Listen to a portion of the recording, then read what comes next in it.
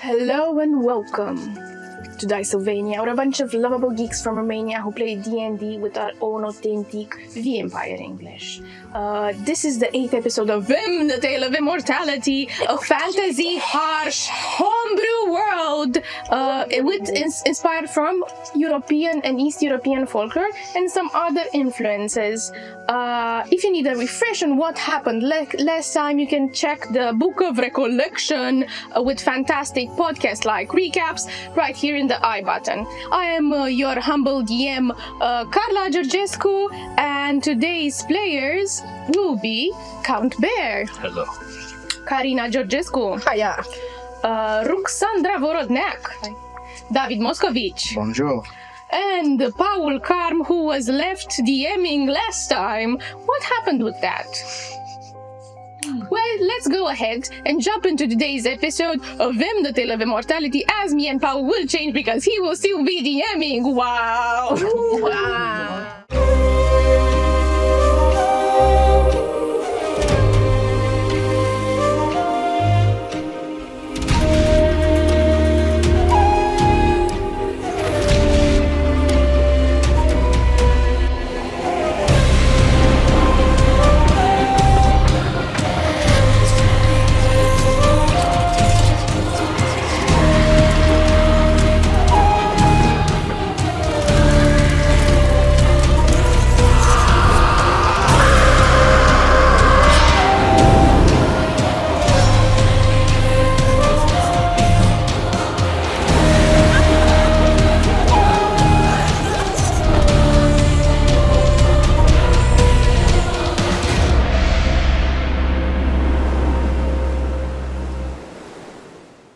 Welcome back to the festivities. The Day of Lunai is undergoing. There are beautiful lanterns flying about. People are enjoying this beautiful night as the graceful lady, the moon, watches over Green Spring that is celebrating her day, her way, her gifts. One of the moonlights goes and shines brightly on the Midnight University, and one of the mosaic windows filters this beautiful moonlight as we hear the clash of steel and flame. Whoosh! As we see flame and Pax in a very tense moment where both their eyes meet. And Flame looking at you, preparing his sword again for another strike. Come on then, I will make this your last failure. And he rushes towards you. Can you give me an attack roll, please? Can do.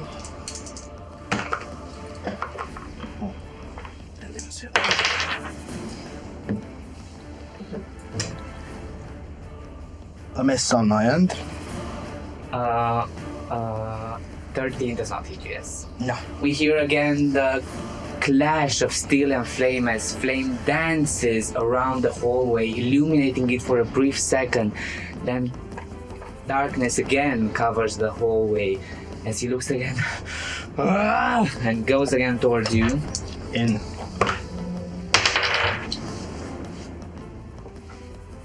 For a 16. It's amazing. Steel against steel again. Clash as the sound echoed through the hallway. Why won't you just die? I have all night. 15. Total. You are there, steel on steel, right close to each other as he grimaces and says, I hope you will stay alive long enough to bear witness to the flames. And he pushes you again and goes quickly for another direct jab. 23 this time around. He prepares himself. You steadily and calmly take your position as you see the flame erupting from his sword, running towards you. You just hear the powerful scream as we hear a whoosh. Bags on one side of the hallway, flame on another one. In that adrenaline, in that moment of tension, Bags, you're starting to question your body. Has it been hurt? Are you bleeding as you're...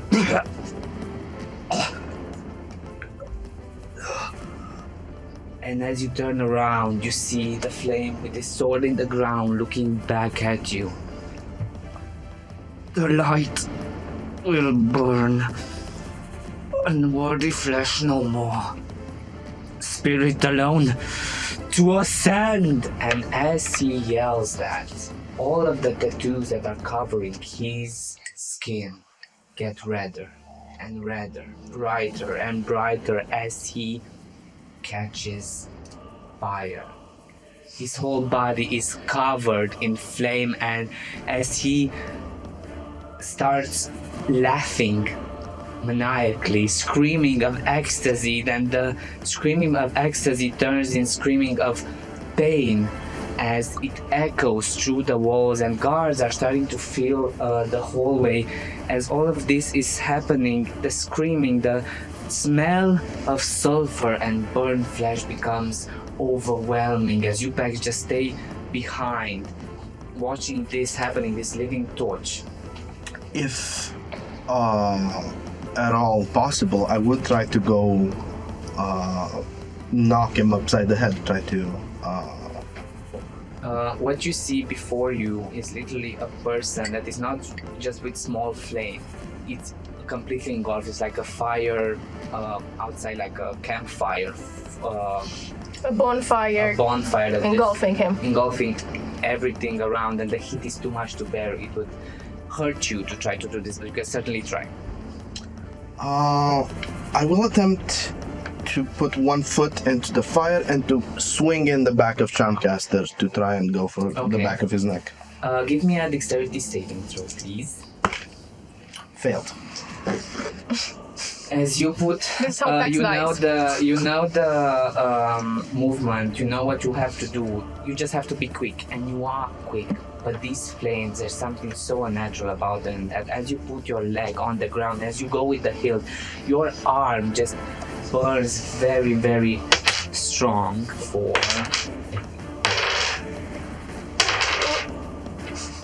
11 points of fire damage. As you quickly jab, and the body, and you quickly just go back a few paces, patting your arm, and as you see that the flames fall. And the flames continue to burn, but what you see, maybe it's a trick of the light, maybe it's the mirror visage that is made when heat is very strong, but you see there between the flames a very bright silhouette. A silhouette of flame. So bright, so pure, similar to an astral. As it stands there in the flame, you see its form elongating, contracting, moving so unstable, and you get flashes from the marketplace. That person with the mirror that called to Lumeno, and then his form had the same convulsion, has the same erratic patterns, and then it exploded. And as the guards that came down the hallway see this, they all start to back away as his form just... And you instinctively get back as you might think he's going to explode. Shield readied in case of explosion. Pax does ask towards the flame. So, Deceiver, will you honor this murderer with your glory? Will you take him? Or leave him among us? You say those words, you raise the shield. His form convulses, stretches, moves erratically. A bright light encompasses the whole hallway as you from the outside see just a bright, like a big lantern was opened and all the mirrors just pulls out this light. And then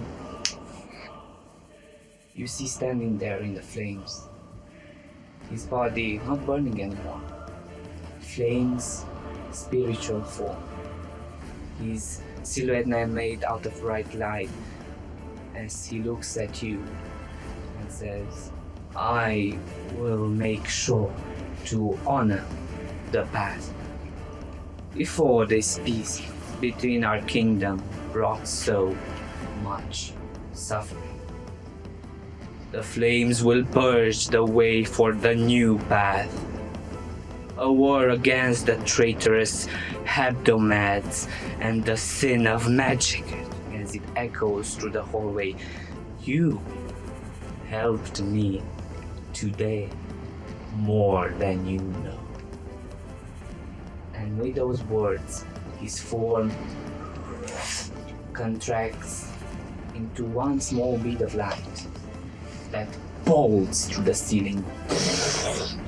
The part of the ceiling falls, crumbling down, and there, midway, this guiding bolt that is going towards the sky, you see a voice booming throughout Greenspring. Today, throughout the embers of pain, we will carve a new path. A path of liberation from the old and into the ring of fire. Come, my warriors. Let's lit the sky with our spirits and meet our ancestors. And he goes towards the great astral sea. As we see from a bird's eye view, Greenspring, people cheering, seeing this light. And then we see 1, 2, 3, 4 other guiding bolts like this ascending towards the sky. As the screams of joy are heard, then panic, then the masses fleeing from the streets of the city as the screams of joy are turned into screams of panicking. As we see one of these bright bolts coming towards us, light engulfing everything. Panic.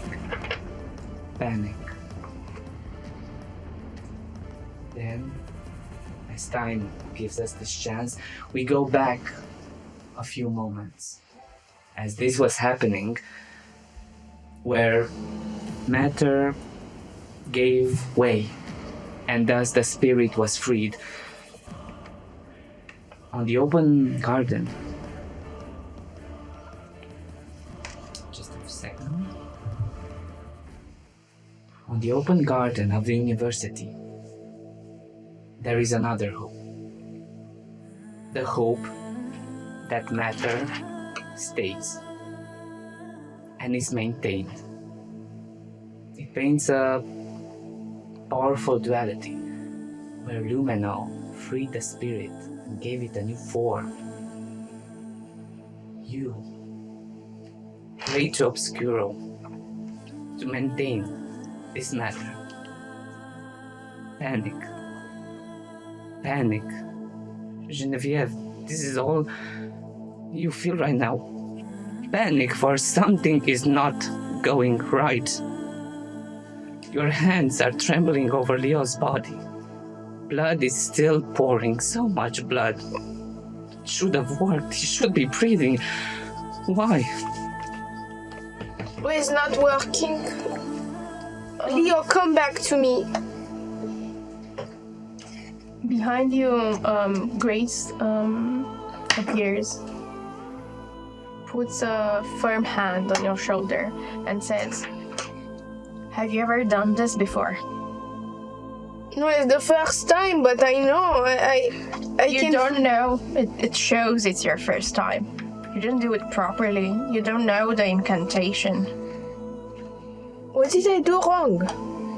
You didn't use an andu, you didn't use or a silver piece from Lumino, and then this is an aberration, trying to bring back a burn victim. You need to cure the flesh first. The meat has to be proper. Can you do that? Can you cure its flesh? I can certainly try. Vas-y. Try. Okay, then Grace, with one of 2 remaining spell slots, a second level spell, will press one hand, means this flesh that's burnt, separating, bleeding.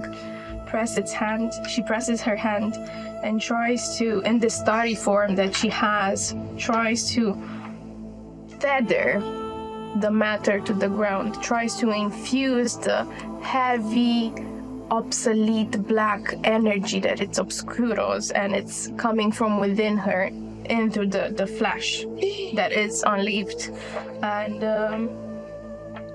I'm gonna pump one healing word of healing energy into the body. But it's not healing word, it's cure wounds. Second level cure wounds. As you do that, you know the reason behind the spell is not to bring back this person, for he is beyond the grasps of a mere healing spell, but it does what you want it to do as it goes, and beautifully carves through the dead burned skin and pushes it away, breathing the new beautiful skin from underneath, and the black ash and that skin falls to the ground, leaving the beautiful purple gray skin of Leo, beautiful, intact, pristine, as Obscuro demands. So I'm healing it for a 25 with pumping the sickle, the chalice, the Mooney spirit, and my cure wounds. Okay. You do that, and the body gets beautifully healed.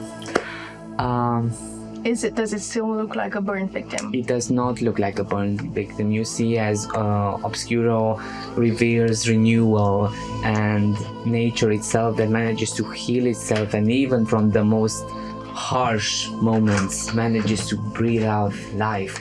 So you manage to push this new life into a burnt.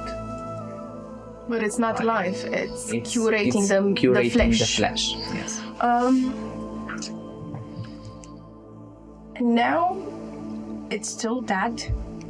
We need to use an andu or a talisman of Obscura. I have endus. I have also, and she rips an adorning piece of her blouse with the symbol of Obscuro. We need to melt it and try to heal the wound, close the wound that made death happen. Can you melt this? I can try. And for you at home, I'm gonna read you this custom homebrew spell that we have. So you touch a creature that has died within the last hours. You must make a DC 20 check with your spellcasting ability in order to pull the soul of the deceased back into its body. But I don't think this is the last one. I don't think it made a... No, it's not the last one. Well, we can put it on Discord. Can you read it? Can you read it? Yeah. Can I read it? You touch a creature that has died within the last hour. You must make a DC 20 check with your spellcasting ability modified from Obscura in order to anchor the matter of the deceased from decomposing to the Sabbath waters. You keep it tightly around the body. If successful, the deceased creature's mortal wound needs to be mended with melted silver, much like in the practice of Ghencioiu, and the person returns back to life at 1 HP.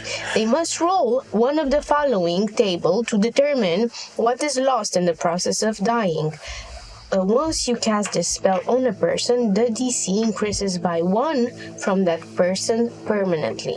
If you remember, I think Leo had one wound before. As you were truly casting the spell, you saw such a what obscure followers call true wound of the matter that cannot be hidden. So, the deceased creature is reduced by 5 if the target is a nocturnal creature, by 2 if they're half nocturnal creature. The deceased reduced by 5 if the target was a loyal and exclusive follower of Obscura, and 2 if they worshipped Obscura alongside other deities. The prayer used are consumed. Amulet, silver, or a silver piece worth at least 1 silver. Proportional to the amount of the mending. And the body must be in a state worthy of healing and strong matter after the silvering of the flaws to be determined by Obscura to bring back. And I think that would be what is needed to be known. I think we can put it on the Discord, right? Yeah, exactly. So, okay. Coming back to the narration bit, we have a lot of homebrew stuff for this VIM universe. Which is really cool. From a lot of DMs. And the folklore-inspired. So coming back to the narration bit, Gray says, so you know the theory, but you must know that we have one chance to bring him back. What you did before didn't work, didn't anchor, because you didn't have an undo. And if you did, you would have brought in an abomination. Do you understand this? Yes, I understand. It's a sin. I understand it's a sin. Okay, I'm sorry. I thought Obscura will do all the job. It's know. your job. No, it's not my job. I'm very young. I'm only 33. It's super young. I barely know one skill, how to cook. I'm not gonna even bother telling you my age, but it's way less than that. For a vampire, as that's you it. are having this conversation, you see from the windows of the university a bright flash of light. Genevieve yells, "C'est pas Versailles ici!" Which means turn off the lights in French. We must do this quick. She takes the amulet from your coat. And she gives you also some endues. She gives you 3 endues. She starts muttering this prayer together with you. Please, Obscura, cure this matter. Don't forsake him for the latter. And it starts melting, and same as Ghencioiu, I think it's pronounced. Ghencioiu is the practice where you melt gold around broken glass in the Asian culture, and basically you mend it together. We melt the silver and try to cover the wound of Leo. And as the silver melts in your palm through the grace of magic and falls beautifully like molten lava, you hear the sound as it falls on the skin, and it burns at the same time it fills the wound.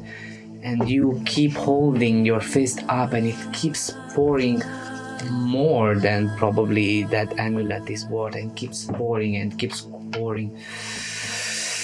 As you feel the energies again, as you saw coalescing around, the winds start to respond, the energies, but now they don't dance around wildly. All of them, like in a vortex, just go inside the wound. Would you please roll me and tell me the reason.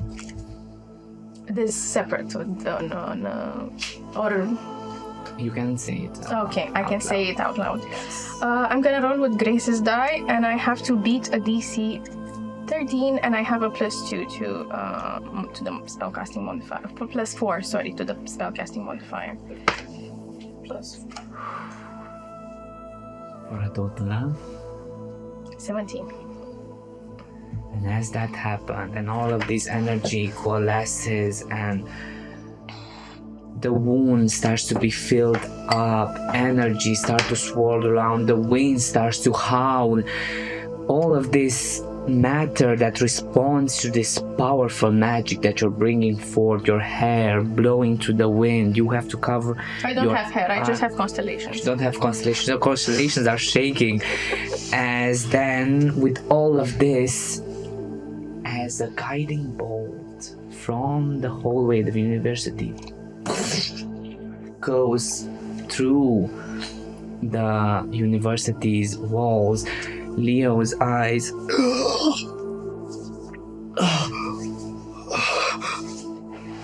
as he looks around, says, Genevieve, has the fates been so cruel?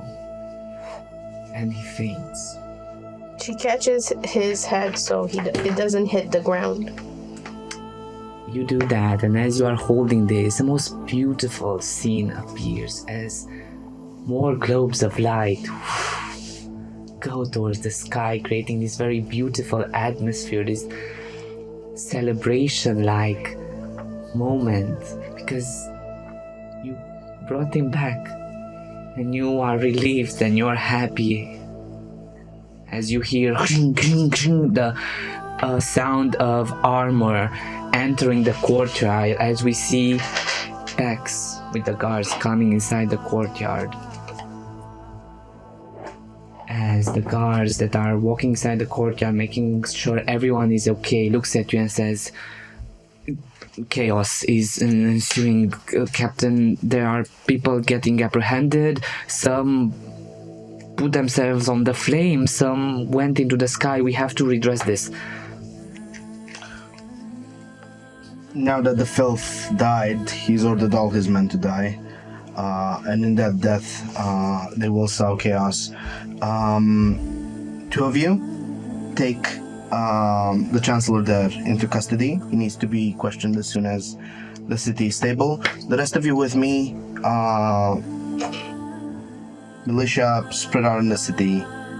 Let's take care of the chaos. You hear a, yes sir, and everyone just beautifully divisions itself into their respected orders. As two of them, you see, one of them looks at you and says, we will take care of him. Genevieve doesn't let him go. She just sits there and sobs. Glimmering tears fall down her cheekbones and onto Leo. Just hear splash, splash, drip, You see drip. the beautiful teardrops falling from Genevieve's eyes, and in this moonlight it casts a shine on them as they fall on the forehead of Leo. As the guard looks at you, Genevieve, lives are still at stake right now. Let's help those we can help, and we'll talk to him later. I go put a hand on her shoulder and say, let go. With heavy arms, looking very numb and poker face, she lets go of Leo and sits upright. as Leo's body is taking away through the mass of gods, I feel like my part of the story has been said, and I thank you very much for having me. I will leave the seat to the one that had it previously. Thank you, Paul. Thank you, Paul. Thank you very much for letting me tell the story. Thank you for letting me play. It was fun. So then a very fast rate change. Parkour. So as the guards So as the crowd just took a lot of movement, and they all spread throughout the city to deal with this panic, with this booming voice that's been heard from Flame itself, talking about the new faith, the Ring of Fire, and then all this sort of mass bodily destruction, then lights ascending into the skies, panic and chaos spreading in the city. You trying to fix it was the first things that you do as soon as Leo is taken into custody into Deep Pit Prison. We know that he's taken into the deep. Yeah, one of the guards says this. Sir, we're gonna take him into Deep Pit Prison. Good. Sir. Keep him healthy. What's that? Why is Leo taken to the prison? Let's walk and talk. So we're gonna go one by one. What are you guys doing? Pax. His intention is to take along anybody that's coming of our new friends over Adam, and address pain points, chaos points in the city to stabilize them, as if that's still a problem. As you go through the city in the last hours of the midnight. I would have done something Yes, okay, while tell all of this, because firstly, seeing the lights, the rays going upwards and hearing the moving voice, basically, from my understanding, saying that the Luminites sort of declared war on the Hebdomads. Give me a religion check. It's a very interesting observation, because it's not that simple. If you say it out loud, you will get. Yeah. Okay. Oh, no. Luminites, you believe this, and please do not do meta. You believe this. Luminites have declared war. Is that as simple as that? Luminites, diurnal creatures, everything that has to do with light, they declared war. Open war. Yeah, Flame. through that, and so yeah, I take this into consideration, but then and realize that there definitely has been a drastic shift in the balance and order of things. And but while being distracted, I snap out of it and immediately rush inside the Midnight University. You see this Hebdo for a second just leaves. Also, I think I knew from you or the guards that the entire personnel that were in the university gathered somewhere. They kept them safe. I think in a room or somewhere. I can't remember exactly Yes, where. but considering it was Lunai's night, it was the night of celebration, the only night that it's allowed in the Green Spring culture, in the hebdomadic culture, in the human culture to go outside, because otherwise it's forbidden, it's more like a bad omen. Yeah. Everybody was outside celebrating. It was like a Sunday night evening. Yeah. Also remember that like there were, as I think I've asked one of it, there were people. They were studying. There were classes. Some, but more optional. Like if you're looking specifically for your mother, Yeah, that is exactly. I was working, about to say. you know, she has that- a day off. Oh, okay. Yeah. That's what I wanted to Okay. know. Okay, well, in this case, I was thinking of going check if she's safe, but knowing that, in this case, I'll just stick with. Do you say anything? I mean, right now it's chaos. It's not time Just for following. talking. I'll just, I'm following you, whatever you decide. Which way are we going out? Through the corridor where we fought Flame? Whichever's quickest. I don't know the layout. So you go through a different corridor, exiting the Midnight University. It's close to the Firefly Park. You go toward Do you have a location that you're trying to go? Once out, Pax would be looking at if there's noise of chaos. We have a beautiful map. We have a beautiful man. Yeah, that you can also check on Discord. I don't know. Before we leave, I'd like to go get my dagger back and just pull it out of the ground. Thank you, Karina. It has some. It has a bit of white strip flesh on it. Or I just clean it off with a piece of cloth. Once we're outside the university, do we hear yells of chaos, or do You we? hear sirens. You hear yells. You hear chaos. You see protesters. You see people praying. You see people shouting at each other. The first thing that you notice is 1 second. Guards hunting down followers of flames that are being like either executed, either they're setting themselves on fire. Most of them taking like the spiritual form, they explode. It's not stabilized. Some guards get wounded. Some spirits ascend into the skies further on. It's a lot of chaos, a lot of blood, a lot of light. Like, imagine if it were New Year's Eve, but with bodies exploding and ascending into the skies. But not all of them, like maybe a quarter of them or less ascending up. And all of this, like, explosions happening all at once. Then Fireball! you see the diurnal creatures being apprehended by the guards. You see like an influx of people going towards the pit prison. And then you see like posters into the window, and it's very weird because this is a neighborhood that worships the other god, Obscuro. Posters that says "Flame Ascended?" ? What's the new faith? ? Ring of fire. You see these posters like placards, posters, banners, like people starting to gather outside. People fleeing from the city. It's like a chaos. You just get glimpse of everything. What do you do? The general direction will be the Luminite Church. Okay. But along the way, whenever we can help with them. Okay. Please give me a dexterity saving throw to see if someone explodes in your face. It's gonna be a group dexterity saving throw. I don't have to because I'm in jail. Oh god. Okay. Okay, nice. How much? 15. 15 plus. How much? Oh, 20. I'm just rolling.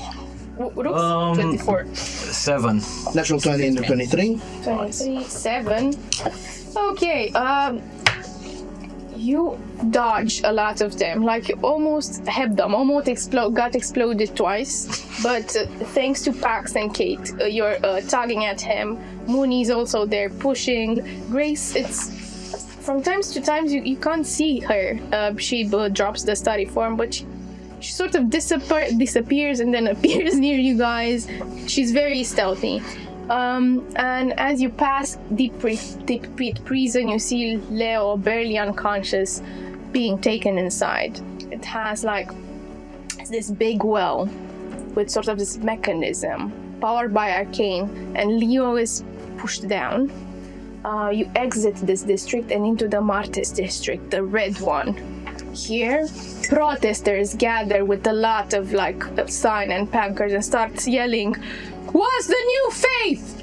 Ring of fire! What's the new faith? Ring of fire!" Then militia like gets them and sort of like try to arrest them and take them into custody. And at the church, the ancestral light, because this is the faith of Lumeno, the old faith, the faith of the orcs, illuminated orcs.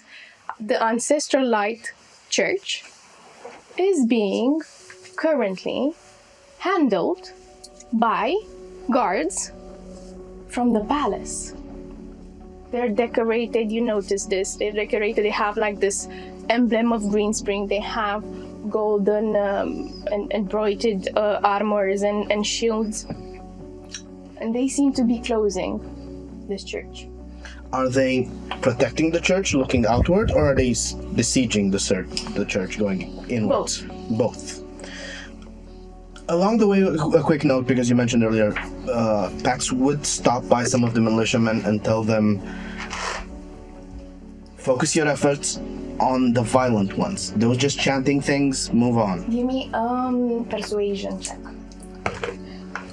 10.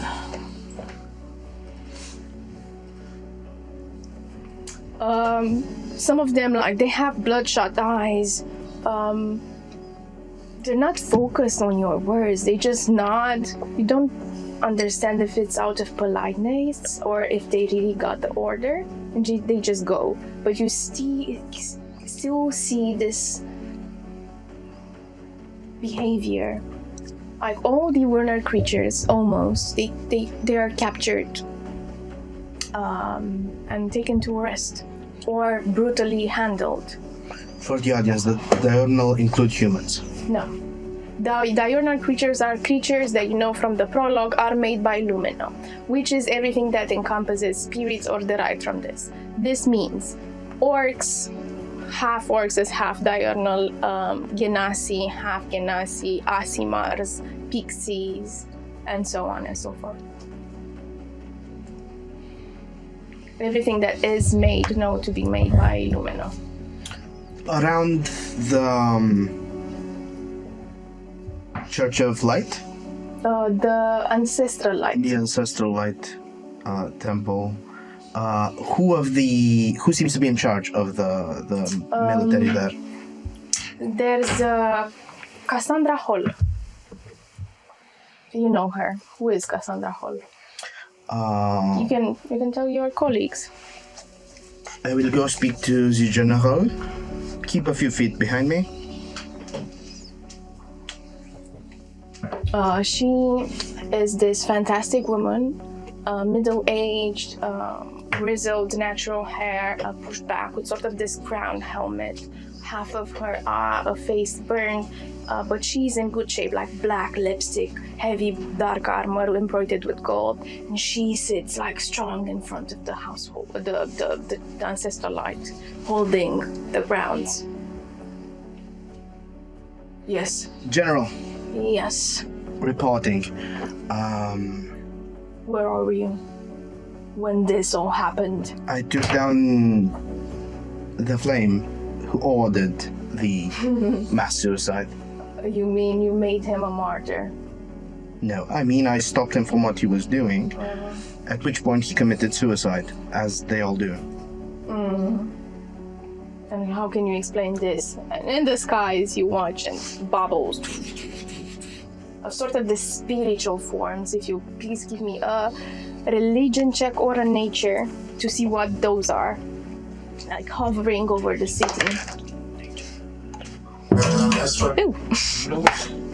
It's The party's still ongoing. Someone forgot their party noise. it's simply the result of the successful rite of suicide for a lot of them. 14. 14. You two with disadvantage because you would have known. Oh. How much? I don't need to check. Okay. I have a clear opinion on what I think. 20. But still 14. 14? No, it's a 6. Okay, you two, Hebdom, you know this, sort of. They symbolize a new state of being, known as what might have Lumino created in the old days, what the Astrals were at some point, like lower devas or solars or something along that line. You know, they're spirits in the sky. Deceiving spirits. Putain.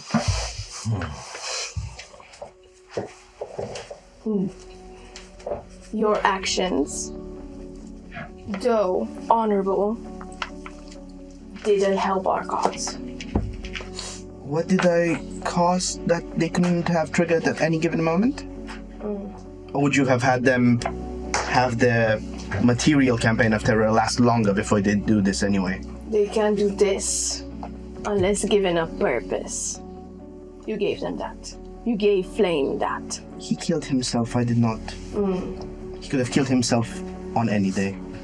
And if he would have killed himself on any day, do you think Lumino would have accepted this? his sacrifice and made him ascend is not something that you do any day. It's something that you do in a moment. General, respectfully, is your contention that we should have left him run amok? You should have captured him and not make him a martyr. There was a impenetrable flame around him. I attempted capture. Well, you should have gone with more men and more training, not on your lone self. And it's something that you tend to do. More men were not sent, were they? They were sent. How many? I don't know, 50? I was not sent 50 men, General, respectfully. You should have waited for them. And lost him. As previous times. Previous times did not occur to this moment. Is attributing guilt a priority right now, or seeing about this? Seeing about this, what did you come here for? It's important that the Luminite community is not confused for the Flame Zealots. We risk a collapse of the city if this becomes a conflict with the Luminite community itself. Well, this already is in course. What do you propose we do? Have the Luminite High Priest disavow publicly. Yes, we have the Luminite High Priests in custody in deep prison and trying to negotiate with them. Are they not ready to disavow the actions of the Flame? From my understanding and the reports that I received, no. They're also confused as a terrorist that was not associated with them was graced this gift from their god to ascend into the sky. Do you think this is not confusing? Because it is for everyone. Well, short And a terrorist that is human nonetheless. Short of proclaiming a major religion to be antagonistic to the city itself, it's key that we get that High Priest disavowal. Difficult as it may be. We're working on it. Do you need me in the prison attempting this? You can try. He goes back fairly frustrated to the group. Well, you say ticked off. Let's go to the prison and see about Leo and try to get the Luminites to not go along with all this. Well, do you think they'd follow him? Let's walk and talk. This is the most strange as these Luminite priests. I'm curious to hear what they say. The ascended spirits, you heard the booming voices. They declared open war on the Hebdomats. Why is that? In our city, we provided them with everything they needed to just to involve in their religion. And this is how they come back at us? The distinction, maintaining the distinction between Luminites and the Circle of Flame is essential, which is why the true Luminites must raise arms against the Circle of Flame. I see. For them to still have a place in Greenspring, where we want them. Yeah. Alarms sound more and more in the city, and they're very present. As you're going towards the pit prison, back into the Midnight District, right at the edge between the Hillside District and the Midnight District. You pass through the gates. Your marks are not checked as everyone is in chaos. You go towards that direction and enchanted letter in the shape of candelabra just flies near you.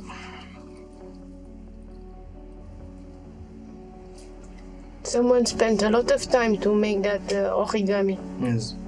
It is a weird time to do all that for. Yeah, I know. You know, this sign, it's something that some are able to do if they have the scantrip, and you know, this is a sign that is from Persephone.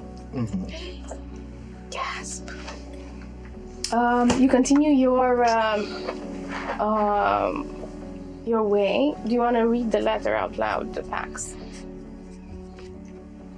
No. There's also an option. How do you guys feel? How do you feel, Kate? Confused.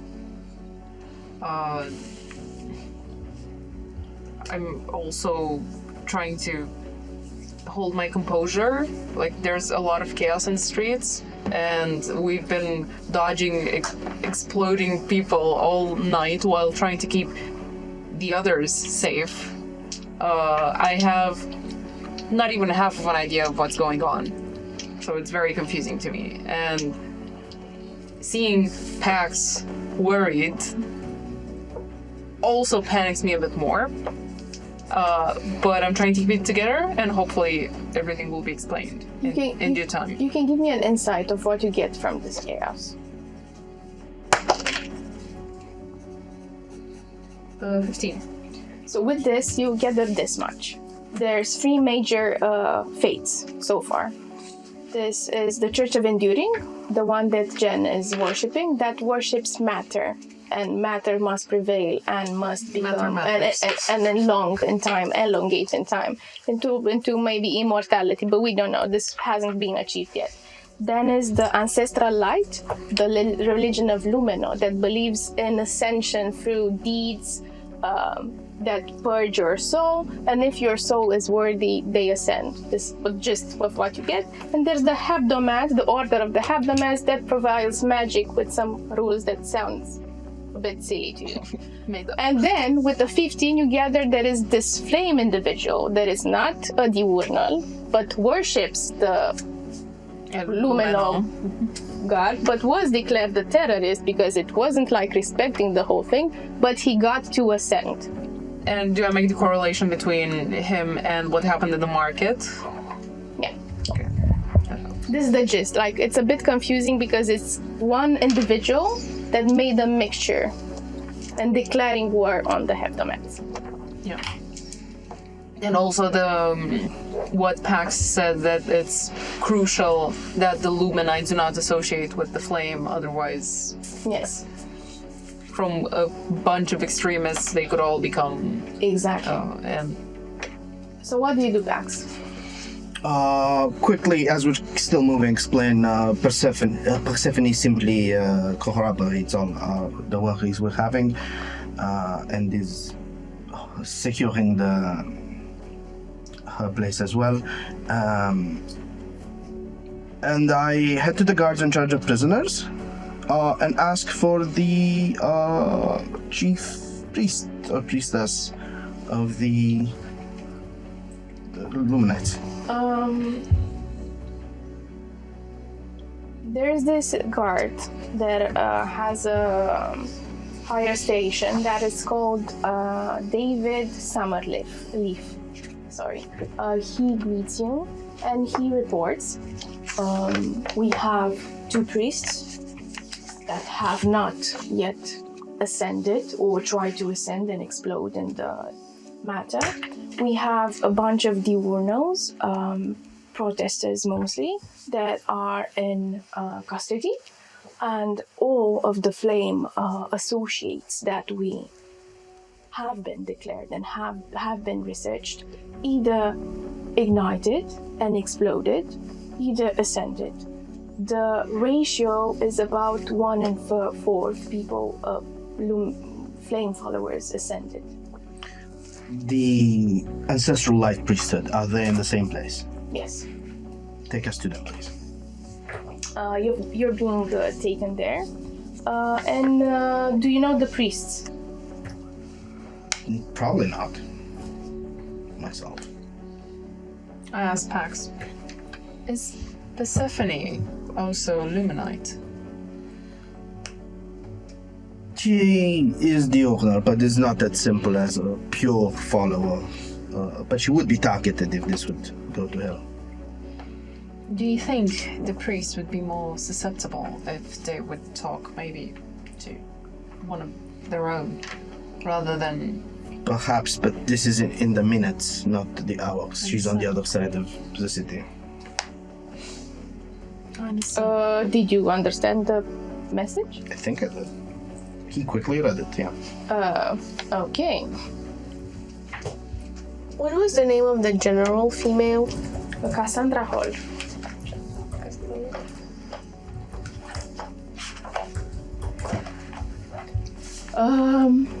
Cool. So much tension. Oh my god. So much tension. No talking in jail. So, you pass an open jail where you see Leo being conscious and tugging at the bars. How do you look, Leo, at this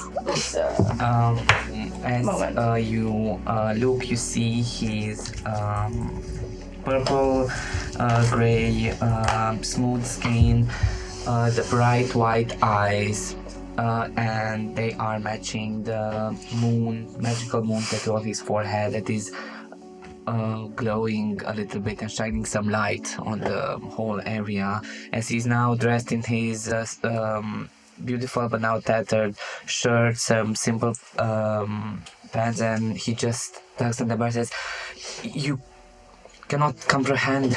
Thou must release me. There are students in the Midnight University. Please."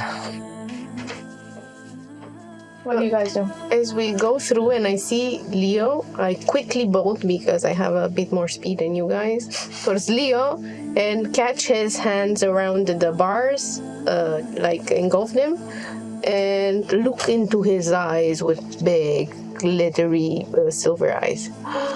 Gasping. Genevieve, I thought it a mere play of the fate to chance your vision and voice. Ere my passing was due, thine visage is unchanged. Has Lady Time fallen in love with you as well? It's a bit more complicated, Leo. Why are you in prison? When Pax ends up there, puts a hand on Genevieve's shoulder. We'll talk to him together after this. You promise? Promise. She frowns at you. She whispered, "Waiting here, Leo, I come to save you." Are the students safe, Captain? And I'll say as we go, they have taken a day off. It's all right. The university, it's safe. If he just leaves his hand heavy close to him, leaning on the wall, just breathing heavily. Thank you. You pass Leo, and you are taken in front of two cells that are enclosed. And it's the type of cells that are fire resistant in order to prevent the prison from being aflame and being engulfed by flame if one of said prisoners were to try to ascend or explode. So if they were to ascend, their spirit wouldn't leave the room? Depending on how powerful is their spirit. Pax knows this, and I am assuming he's briefing you on the way. If the spirit is very powerful, like Flame was, it's piercing through the building. You may have seen like holes in the ceiling from the deep pit prison, and this is why they sort of have the prison doesn't have a roof. It's a well with a mechanism that gets down.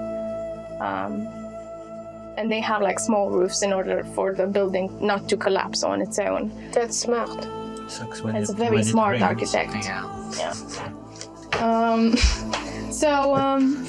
But like, You're in front of two sort of enclosing space, and the Mr. Summer Leaf tells you, Pax, we have here two of the priests who haven't joined Flame yet. Is Lux, the Pixie priest. She's rather young, but beloved by the community, and also a follower of Martis. And then we have the orc, Bradazus. Is he a mixed follower as well? No, but he's very convict. He comes from All stock. no, he comes from the Red Kingdom itself, and has established here for the followers within the Green Kingdom to follow the true God. But he's peaceful. Oh, was so far. Pax faces them. They're in separate cells. Which cell do you want? Is there a position in which I can see both? They're closed. You have to pick one. Then I ask Silverleaf, I'll have Lady Locks, Springleaf. Mr. Springleaf, I'll have Lady Locks please brought into the same cell as Brother Dasus so I can officially talk to both.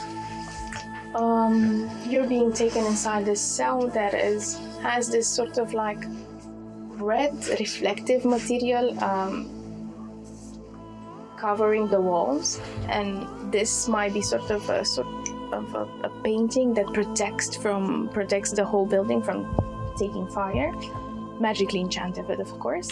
And inside you see this dusk orc, like again molded sort of like disfigured shape with big tusks, like one limping guy and a big disproportionate nose, but has this beautiful coloration as it has all colors of dusk, like from bright orange going towards pink and then indigo shades in a gradient that's very superb.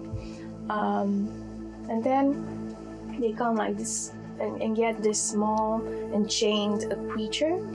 It's a pixie. I don't know if you've seen a pixie so far. It's sort of like its features, same as Persephone's. Are very fuzzy and it's very small in proportions, but it's golden and radiating. Before directly addressing them, Pax does lean into Springleaf.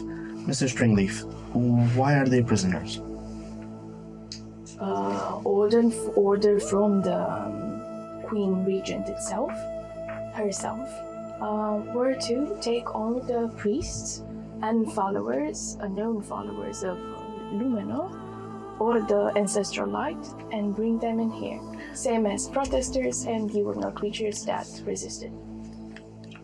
The keys to their cuffs and cells, please, on my authority. I will And just cognizance. whisper towards you, Pax. A strange time for the Queen to act, don't you think?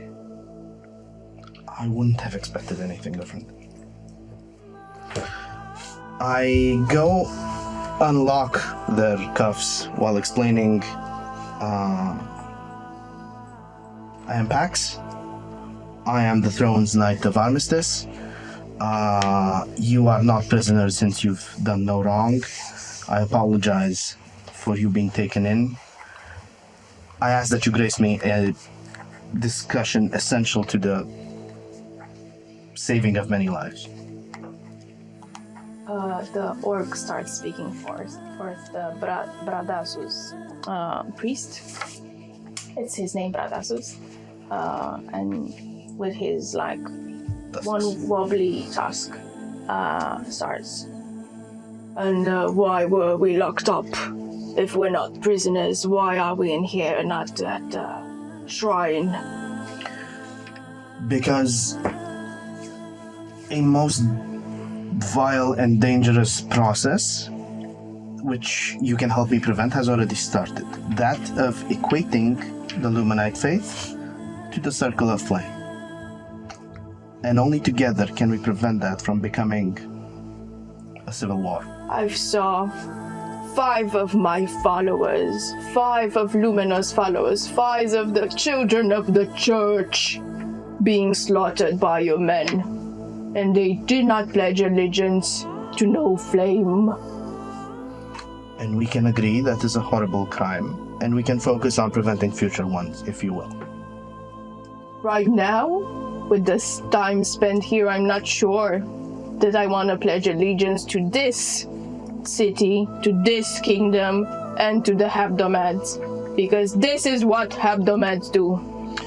You don't need to do it for me. You need to do it for your followers. If they are still alive.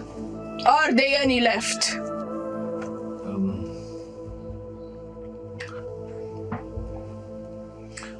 You see, the Hebdomads here they wanted to include all of the faiths, have this city be a place for everyone. Now, our question is why the radical actions from the flame? Why? What have we done wrong to anger Lumino? The throne has killed people. That's what Bradasus is upset about. Now, but before. Lumino's agenda stands on the lack of response from the Red Kingdom, as they believe the Green Kingdom is doing them a disfavor by allowing the Hebdomades to rule and prevail magic. Could say Hebdomades or the Astrals. Yet They do not believe they're still astrals. The gods are complicated. Even Obscuro would sometimes protect the peaceful elves of the night, and at other times protect savage hunters of the night. Passing this through is a theological discussion that I don't think is for now. What I think is for now is to save lives by making sure it's clearly declared that Luminites and the Circle of Flame followers are two different things. And only a spiritual leader of Lumino can still do this, and you two are the only remaining candidates. You two tell me, why should I think that Flame, human as he is, not a diurnal, is not a worthy figure to follow, is not a messiah to follow, because he ascended into a solar directly. I've seen it with my eyes, and one wobbly eye just tilts a little bit. And as you give me the answer, please also give me a persuasion check, you with advantage, and you normal is gonna be a group 1.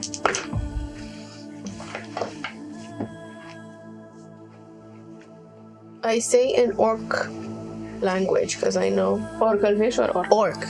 It all is all happening for a reason. How much is it? one again, my second One? natural one. Okay. I love me some bad rolls. Been cursed by Plus that. minus +2. It's a free. Okay. 18 on me.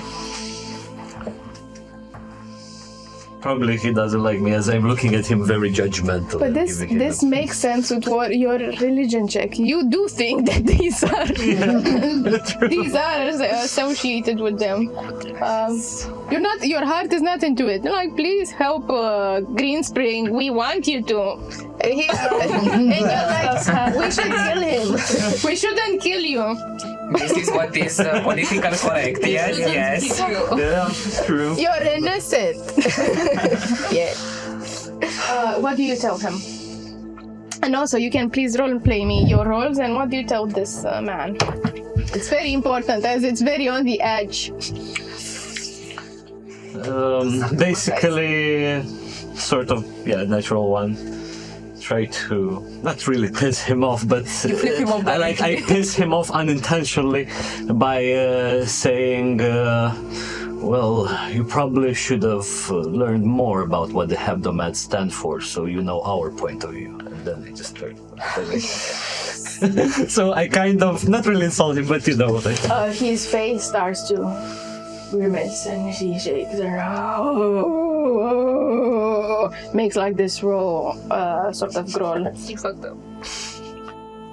Natural one. Bradasus, the fact that you're here in Green Spring means that you believe in a Lumino that brings harmony. Because if you wanted civil war, because if you wanted bloodshed for faith, because if you wanted to follow a messiah that is ready to kill and wants war, you'd be on the borderlands with Dadazi and his people fighting there. You came here because you want a Lumino of peace. And if you don't help us bring on a Lumino of peace, Zealot Luminites will be all that's left. I understand But I do not believe in rulers who do not want to learn our ways. He points towards Hebdom. Or in queens who are not meritos and has usurped the throne for too long. The trials approach and leadership may change. With one of her sons who are young and useless. There are other pretenders. Let's discuss politics after we save lives. Oh, politics have a lot to do with it. They do. I also look to Lux to see her reactions. So what do you propose we do now? Lux doesn't say anything, just her form just vibrates. I speak looking to her as well. From the olden lands and of mixed faith together step up as the remaining spiritual leaders and openly declare before the shrine, before they are able to take it down, to all Luminites assembled, that the Lumino of Peace is of Greenspring, and that those that have ascended onto war, they are Lumino's warlike side, and Greenspring is not for them. They have a home, it is just not here. Give me another persuasion for Lux. Same advantage over there. With 12.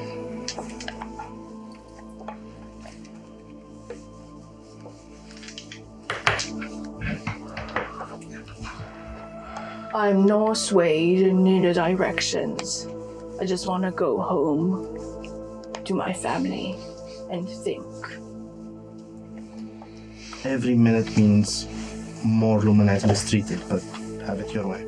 I do open the cell up for them. He leaves. A spring leaf looks panicked and he whispers, "The queen ordered them to stay inside." And the Night of Armistice found them without fault and released them, and you may tell her so. Then Lux nods and she says with this squeaky voice, "Okay, I will go and talk to the people. I will convince them. I'm sure of it because I've been told I'm a good orator." Oh, No! do you require an escort, Lady Lux? Would you rather speak for my faith be for me? No, do you require an escort? Yes, please. And she starts buzzing in the air. How old do you think she is? Because she can't hear well either. I'm sorry. I mean, the lifespan is what, 5 years or something? Give me a nature. I want to nature too. With disadvantage? Over 15. 0. She must be born today. 15. Her voice is so squeaky. She looks mature enough. 3 years. Like maybe... At least 5 months old. No. Maybe like 20, 25, around 25. But you know, the voice, you don't have many pixies in Greenspring. She's one of the few. Their voices do not get lower as they age. And with that nature, give me also an insight. And I hope she has authority. 9.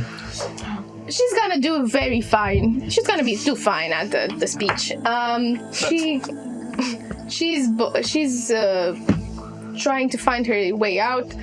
Springleaf looks with watery eyes like trickles of sweat down his eyebrow. But the queen... Don't worry, Mr. Greenleaf. Please take 3 men and escort Lady Lux to the shrine. Make sure she gets there safely and gets to address the crowd. But the shrine is now confiscated by the queen and she's planning to take it down.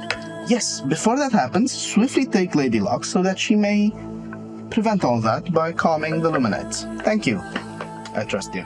Okay, give me a percentile. 100. 100. Black roll. 100. Gregory. Greg. 54%. Okay. It's above 50, so I count down It's as about 50. Okay. She goes escorted by 2 guards, and she practices. You hear her on the hallways practicing her speech. Dear gatherers of Lumino and ancestral light, we must stand against the flame. Amazing. I'm confident it will go perfectly. Against orcs. She's going down the hallway. You still hear the squeaky voice, but you can't really make up what she's saying. Hopefully, Bradassus also shows up. Genevieve looks at you frowning. Eyebrows tilted inward. You promised. That's where we're going. That's why we're not escorting her. Okay. Hold you to your word, Pax. Yeah, what about a pitching session? We're still working. Okay. Man, Kate will have a lot. It's working. Okay, no, save it for later. At this moment, you realize Grace is not with you guys. Not surprised. We head to Leo's. Leo's not there? No. Leo, what are you doing in this? While all of this was happening, No, sorry, my quick question. Yeah, you said that Grace is not with us, but I'd still want to look around for Perception a or investigation. celestial thing. Natural one. No, it's with a +6. It's an 18. Good. Okay, with an 18, you're sure there's no constellation near you guys. She bamf out of the constellation state, and she kept like disappearing and dodging and then reappearing, and sort of maybe she's hiding or waiting for you outside. Cool. Maybe. So what are you doing, Cleo? Or the We enter his cell. after finding out that the students are well, he would just go near a wall, just sit on his ass with his head between his hands, just breathing in, breathing out, and as he hears the cell door opening, he straightens his gaze as you see the pale white, bright eyes just look at you from that darkness, and the eyes mirror the moon, and it's like these three orbs of light are looking at you. Yes? Pact gets the whole group in. Chancellor, greetings. Meetings once again. Hello, I wish Leo. it was under better circumstances. Time is of the essence. Your version of the story as quickly as you can, please. I do admit it was but a foolish mistake of mine to think that I might manage to do what the god city have not managed. I found out from a student of mine that this flame figure was gathering his followers, and in a very smart attempt to plan his capture sooner than him unveiling his plan, I found myself brazen enough to think that I might hold him in a discussion long enough for the guards to come and apprehend him. Did you call for the guards? I did. Small was my surprise when I detected his thoughts and found out that as I thought he was a mere pawn to my plan, I was a mere pawn to him. He just wished to make an example out of me in the university. You have to understand, being the Chancellor of the Midnight District is not the easiest jobs. Having the mass part of the population in your district begging for aid and expecting me to offer where I cannot gather, and all of this frustration gathered from the inaction done by the ruling had me on. Not that I would deem it as my brightest moments. What did you tell the guard, and when did you say it? I did not tell the guard. I sent an anonymous message When? 3 hours ago. Before or after your meeting in the warehouse? After? No, excuse me. Before. As I was walking on the hallway, I sent a message. And On your way to the warehouse, you anonymously sent a message to the guard to come here. not Yes. here, to the warehouse where we had a conversation. Pax has asking the DM. Pax spoke to the militia after the wet house incident. Were they coming because of Pax's message, or had they previously received the message? You know what? Give me an intelligence. No. And meanwhile, Yes, me. because I know Leo since he was a young adult. Please tell the audience, how do you know Leo from session 0 as Pax is making a strategy? I know Leo because he used to come often to my tavern, and it was this cute, adorable, poor scholar that came into my tavern to learn, to read, to do his homework, and sometimes drink plain water and stuff that he afford. And Genevieve, he would sneak him some stuff, like food and wine, and we had a brief discussion about love and what that means. And Jen used to, I know this because we had a session 0, Jen used to give him not vegan food, and he was vegan. So. But it was a tavern based on, animal blood, so what do you expect? He was there to mooch off the, Of course. seafood. And because I know Leo, he used to be such a anxious, fearful young adult, and I know his, let's say, tales and how he manifests his anxiety. I'm looking for signs and trickles in his speech and his mimicry to see if he's telling the truth. Insight. And you can tell me on what's up.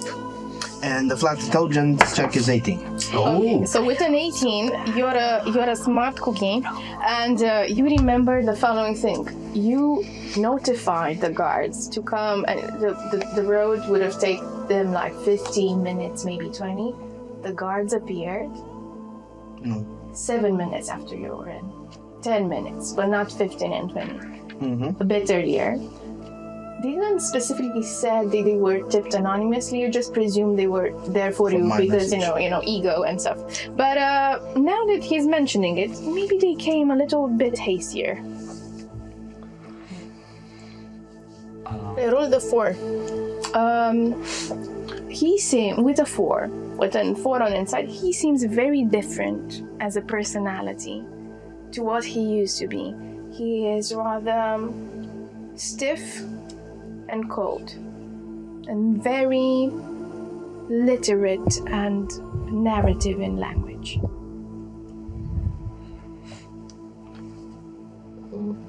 It was insanely stupid. I do not claim to be the wisest branch of the tree. Why not tell someone? Why not use a crew? Do you Tell think, us. have I not tried?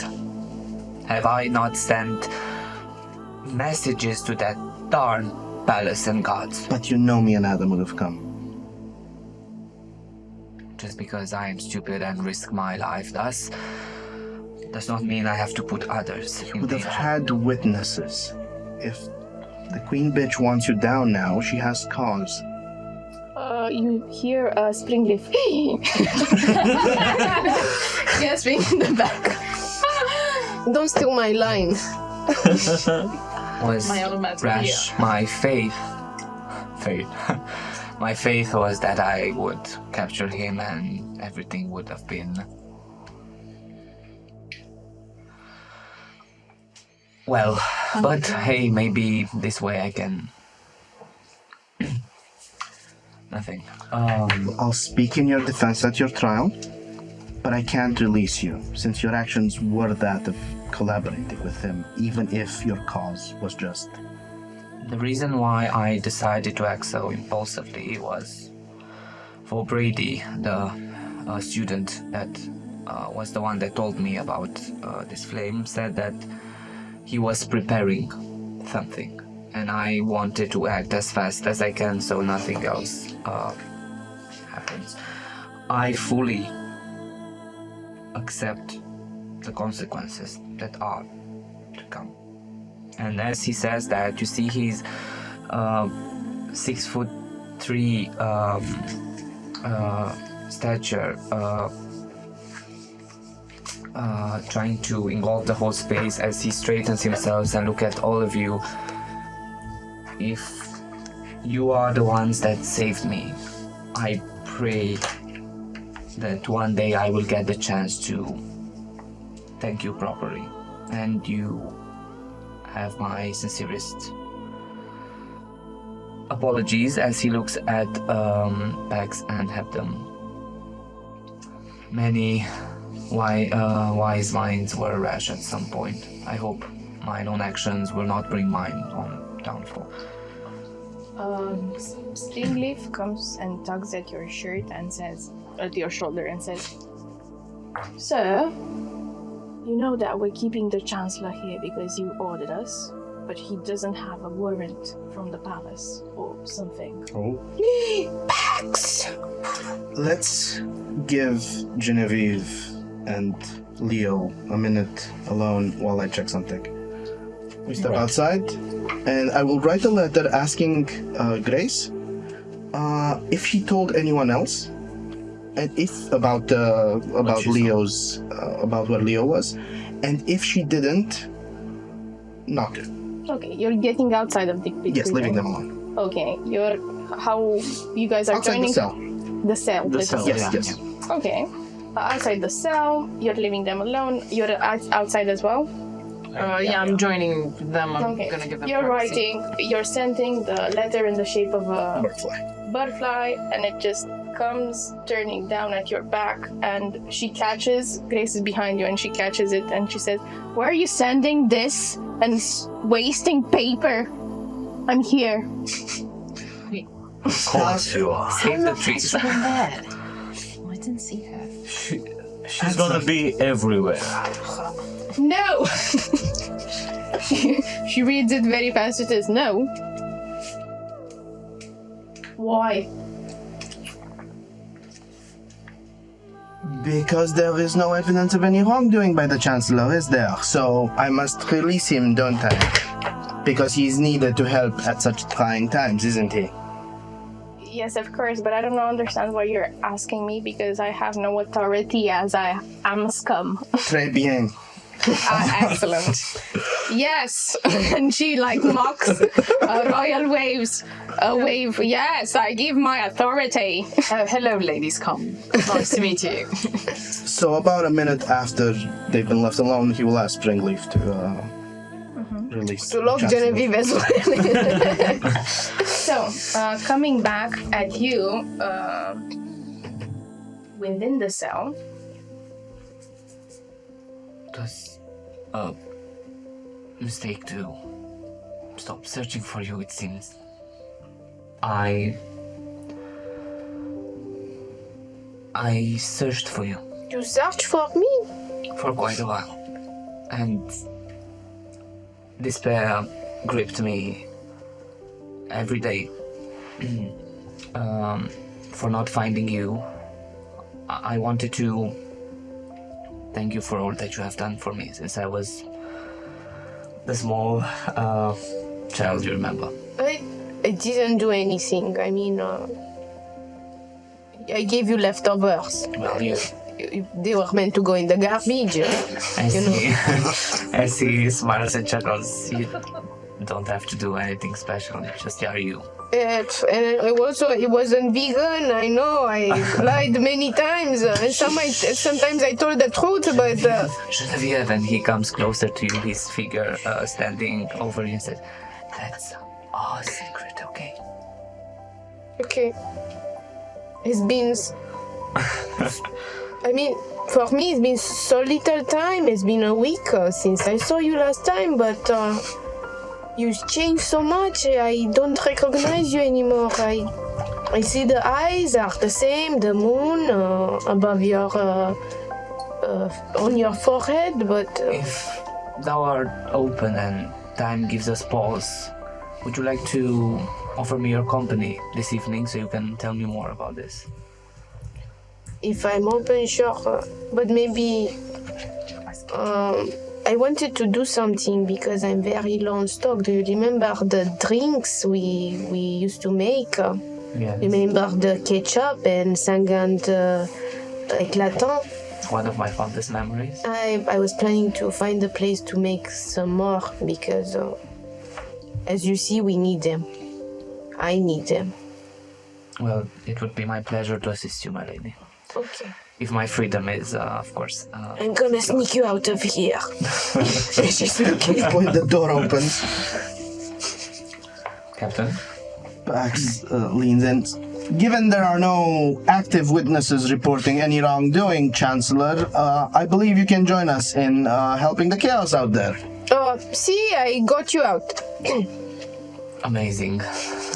He tries to save himself as much as he can, dust himself off, and try to get out of the cell as full of respect and demanding of authority as a chancellor can after being thrown into prison. You see a few guards, including Bon Appetit and the others that I do not remember, just shaking their head. Some leave David. Yeah. Shall we go see how Lux's speech is going? What's happening with your accent, man? It comes and My goes. god, it's confusing. You see, it's I like it. pretending. Sure. I knew it all along. I kept it a secret. I explained it to you last night in my Yeah, I know. I was almost 12 hours. What? Very bad at keeping secrets. As Leo is asking the guards for his long coat, he takes it, puts it over his shoulders, closes it. He doesn't go with his hands into it, just falls on the body and says, and who might I have the pleasure with? Hi, I'm Keith. You're Leo. Leo Auxilium, at your service. What does the Chancellor do, anyway? Tries to Takes keep chances. a wagon that has 2 wheels instead of 4 going while trying to repair it at the same time. We're walking and talking. Yeah, maybe we should give it another name, not the wagon.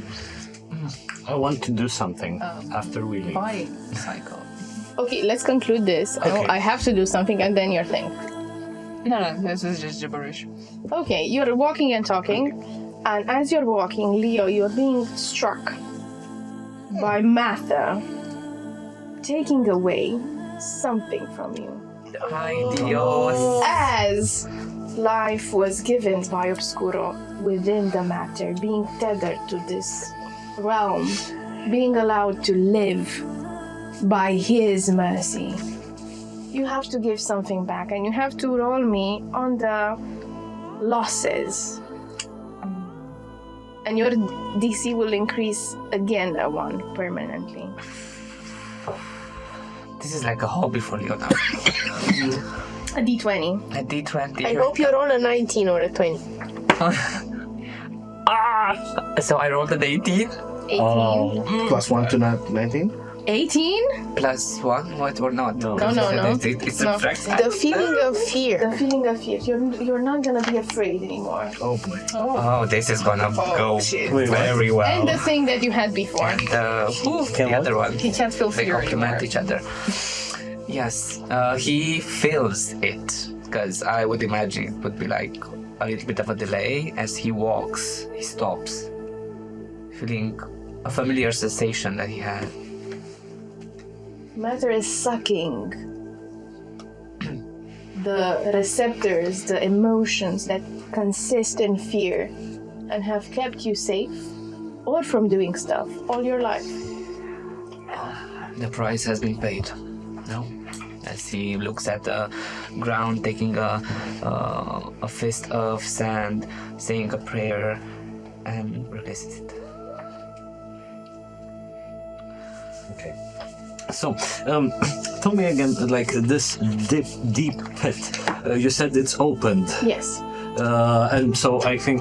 But the living, cells, like, they have a roof, but they have like a small roof. Okay. And then above it, it's an open space until it's Okay. reaches a well. Because what I'll want to do is, as soon as we get sort of a bit out and out of view, especially from the warden, what was his name? The midnight?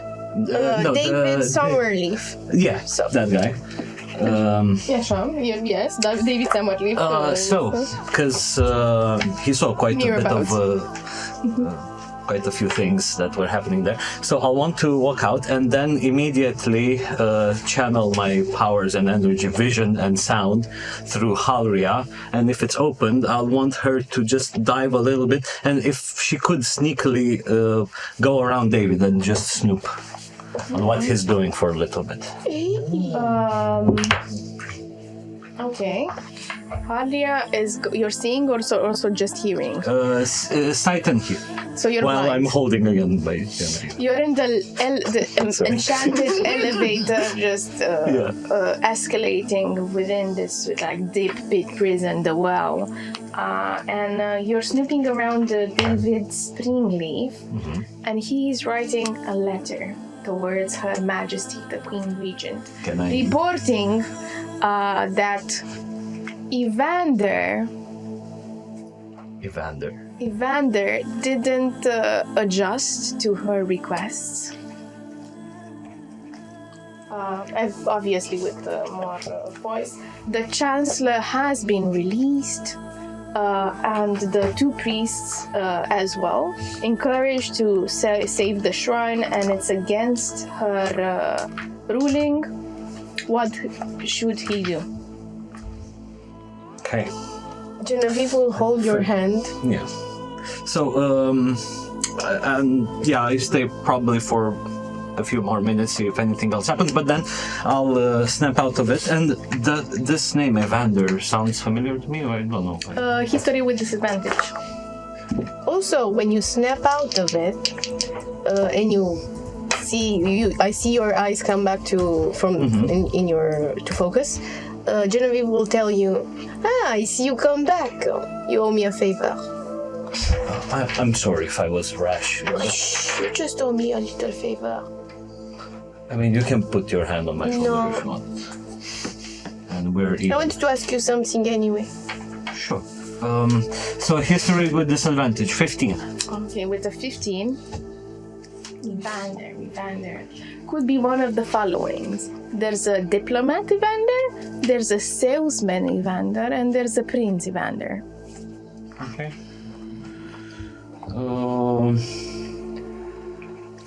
Salesman and diplomat. Okay, so then I'll snap out of it.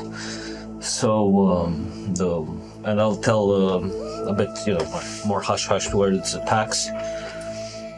So I did a little bit of eavesdropping. Halria actually helped me, and the warden of the prison immediately went to report to the queen what transpired here, and he mentioned of someone called Evander who didn't adjust to her requests, which, if that says anything to you, and that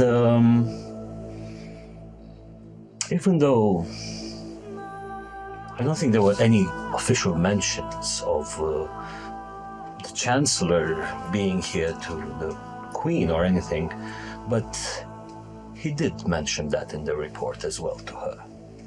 And of course, about the two Luminites that have been set free. Well, it is Monsieur Evander's authority with which I operate. So this Evander is... It is my actions that are being tattled. Your Evander? I act with Evander's authority. Oh, all right. Is he lying? And You take your lie detector, you put it on him. Give me an insight. Well, they were. But saying I that think they we were talking- hushing. Yeah, I think Give me a perception first. I would say that as 26, natural 20. oh my god, as Eavesdrop queen. as we are walking, Inside now. With I disadvantage think, as you're eavesdropping. Leo would do like the gentleman style, where he would say on the side of Genevieve to protect her from the mass of people with this long bow. You're dodging a lot of panic people that have seen settled a little bit, and you're going towards Marcus district, towards the Ancestral Light Church. 11. With an 11, you see Pax being quite sure on his actions.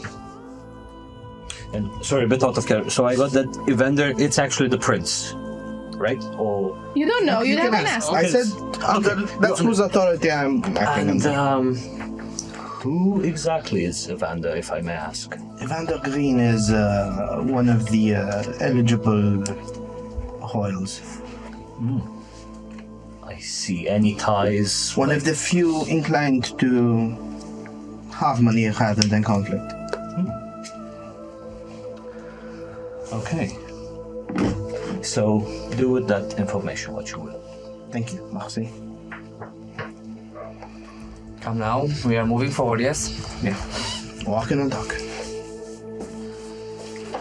So you're walking and talking. Where are you going, guys? To see how Locks and maybe Bradash You pass by. He just locks around, and she's finishing her speech.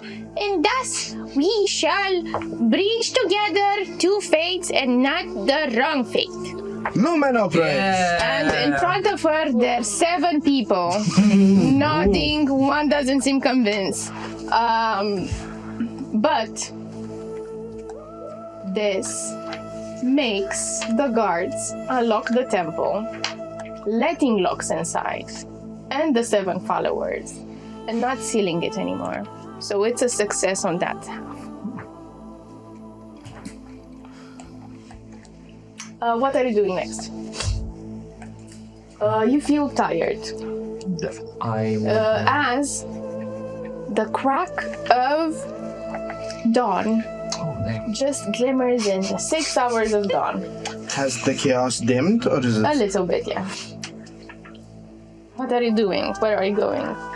might I suggest we find a place to gather our thoughts and Before retiring, do any of us know some Luminite hub where we can tell the followers there that the shrine is open again and that they can go have peaceful faith to reinforce this citywide message that Between the Chancellor that is full obscurite and partially hebdomite, and the prince, the inheritor of the rightful inheritor of the order of the hebdomites, studying to become one, and you don't know, and they are since this is my district.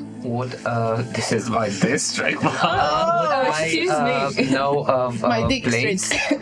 Oh my god! Send it, everybody. You nasty. Would I know of a place like that where Luminites would gather, would be more open to Luminites, like this kind of... You know what? No, apart from the sneaky place that Flame quarters, because it was an obscurite district. Midnight district is destined, in principle, for humans who can't afford lodgings, poor humans, and especially nocturnal creatures, because it's a nocturnal district. Can't you guys use the spell that Flame used and talk in an ominous voice all along the city? Like, that would be very presumptuous. Yes. no, you cannot. Pax will send a letter. Persephone dearest, I have a major ask of you. I explain what happened for a paragraph, and then follow up with, I beg that you begin a mail campaign and write all the Luminites you know. Tell them that Lox has saved the Shrine of Ancestral Light from being closed, has saved Luminites from being outcast, and that they must show their belief in a Lumino of peace by attending her services these coming days. 22. Okay, you send this letter being confident within your words. You are getting exhausted. Yes. What do you do? Where are we exactly right now? In between the Martis district and the Luminite district. Luminite? Sorry. Martis district, which is the hillside, and the Midnight district, which is the obscurite district, the one where Nocturnals. What's close? Don't you? So it's the closest is the Croc Gourmands, then it's Hebdom's house, then it's your house, then it could be the Silent Bay, but it's in Mercury We district have or a the Purple. Gourmand Chancellor, is there some good place in your district to Of course, headquarter him? I would suggest Croc Gourmand, since it is not very used and could give us the privacy needed. Plus, we have a very important figure there here Still with have the us. key. They have lodgings. Yes, they do have lodgings. No, they have like staff lodgings, but I'm staff. Look, I have the staff key, and it's a silver key. Staff lodgings. How do you know what they have and don't have? It was my establishment, not mine, but I work there. You know it's been a while. I have faith. Do you think you That have they haven't done the indignity of adding lodgings to the establishment. You might be surprised. That is has true. been cleaned since, you know. We're walking and talking towards No, Lecoq. I I will work with you. tell towards you. I'm used to sleep on the ground, so. Yeah, I will tell you guys that for me, I wish to return to my own estate. That I wish to check up on my mother. I'm sure she's terribly worried. Can we check up on your mother too? So Not like that. Not like that. who's going with Hebdom? I'm gonna see you out a bit because I want to talk with I you. don't think we were invited. Can I check your mother? I thought it was like that, so I'm gonna see you out a bit. You know, make a few steps with you. Of If course. you allow me. But again, I'll just go take a rest, and I can be here at your place Okay. tomorrow morning. Let's. I'm gonna see you out, and as they walk a fair distance from all the others, as I'm sure they would not hear us into the darkness. ashamed of us. I want to show you something. Understand it's And she grabs the edge of her turtleneck and she pulls it down all the way up to her chest and shows you. Look at this, and she points on her leather armor that it has been pierced exactly where Flame has pierced her, and it went through. This is maître, as we call it. It's broken. I need you to help me get some breastplate. I'm looking at you. You're covered in gold and bling blings, and you're a man of means. And if you do me this, I'll owe you a favor. Right. Can you do it? Yes. But again, I'm tired. I can barely think at this moment. But thanks for letting me know. I'll definitely sort you out tomorrow. Okay, The thank you. new breastplate. She squeezes your arm. It's very skinny. Yeah. You should eat some more. I'm gonna cook you something. Come by the. Will do. So Hebdom goes to his place. We're gonna come back to you when we finish here. And then you go to Croc Gourmand. You try the key. It's the same old tattered establishment, and it was famous once, but now no one is visiting it. You're trying the key. As you know, it might be open because it's midnight and it's Lunai night, but you're trying the key, and for your surprise, it doesn't work. Oh, for I bloody was hell. wrong. Follow Hebdom, please. But It is fine. inside, there's Hugo.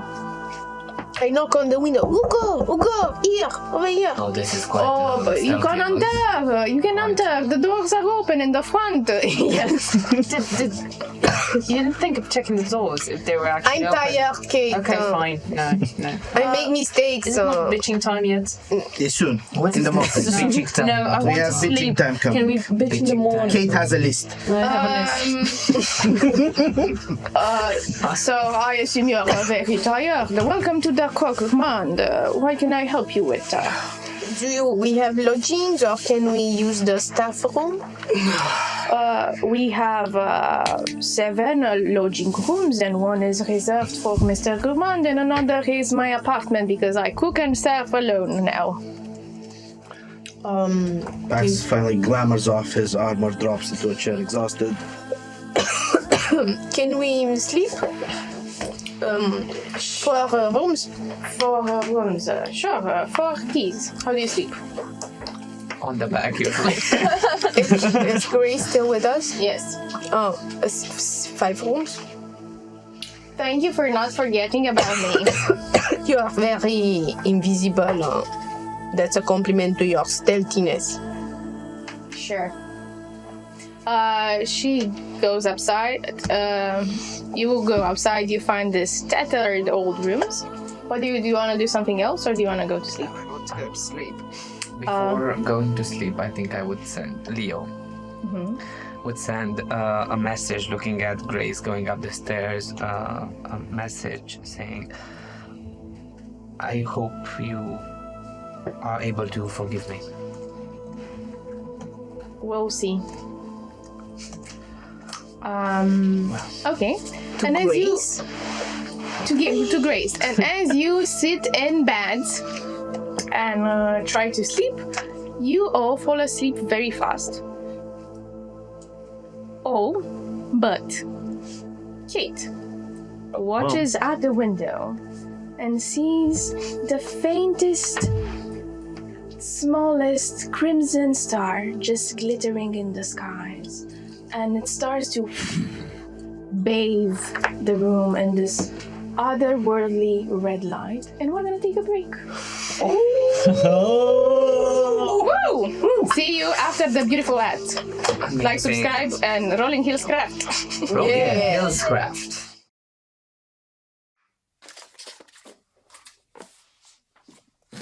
Karina! There's someone there? Down here, on your desk. Genevieve? I need to parler with you. The only plausible explanation is that I've stumbled into a realm where miniatures and their owners coexist. It is not the only logical explanation. For example, you could be hallucinating after being hit on the head by, say, a baguette.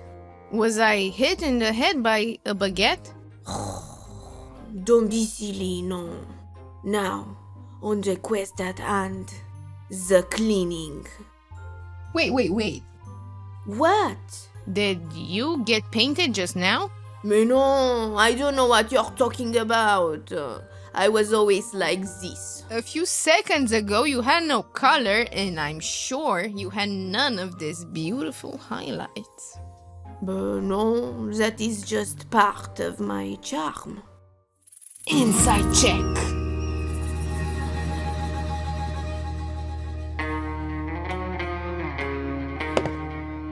Okay, fine. I've been painted, but this is because I saw your shitty painting skills. How dare you? I'm an artist. But actually you have very cool shading and reflections, and look at this cute bow. I can never do stuff like this. Don't look under my cape, no! Put me down!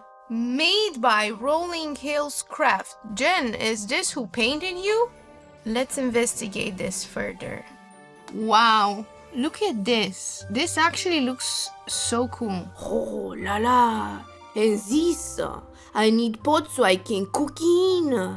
Has very nice details. Quickly, add it to the cart. Okay. Congratulations, you discovered my secret. You win a baguette. Wow.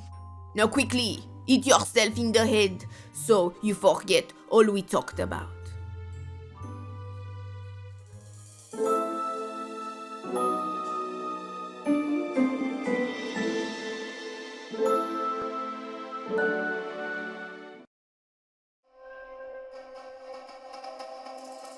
Like and subscribe, dear viewer. Like and subscribe. Not that I wish to imply you've been sleeping on the job. No one is more deserving of a break than viewers, but all our efforts on this channel would have gone to waste unless, well, let's just say your moment to like our videos has come again.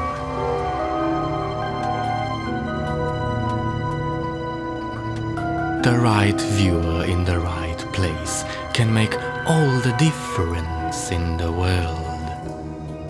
So subscribe, dear viewer. Subscribe and grow this channel.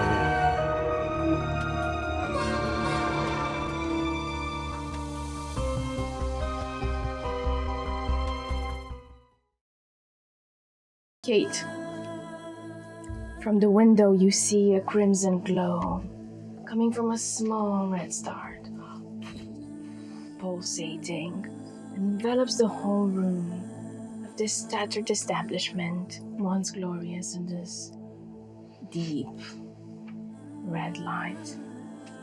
And then, like nothing, Mark disappears. Pushed back hair, muscle torso cuts, and gleaming eyes of gold that reflect your presence. And he approaches you, Kate, with one outstretched arm, with this undeniable charm, and says with a sly grin, "My dear, you're truly special, touched by the stars themselves, and I cannot resist to draw near you, to kiss your neck, to have you." Oh, wow. I knew I had that energy about me, but I never confirmed it.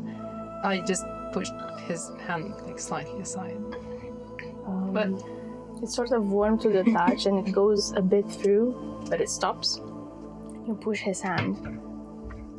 you know, I might be tempted if you weren't a treacherous, belligerent little bitch.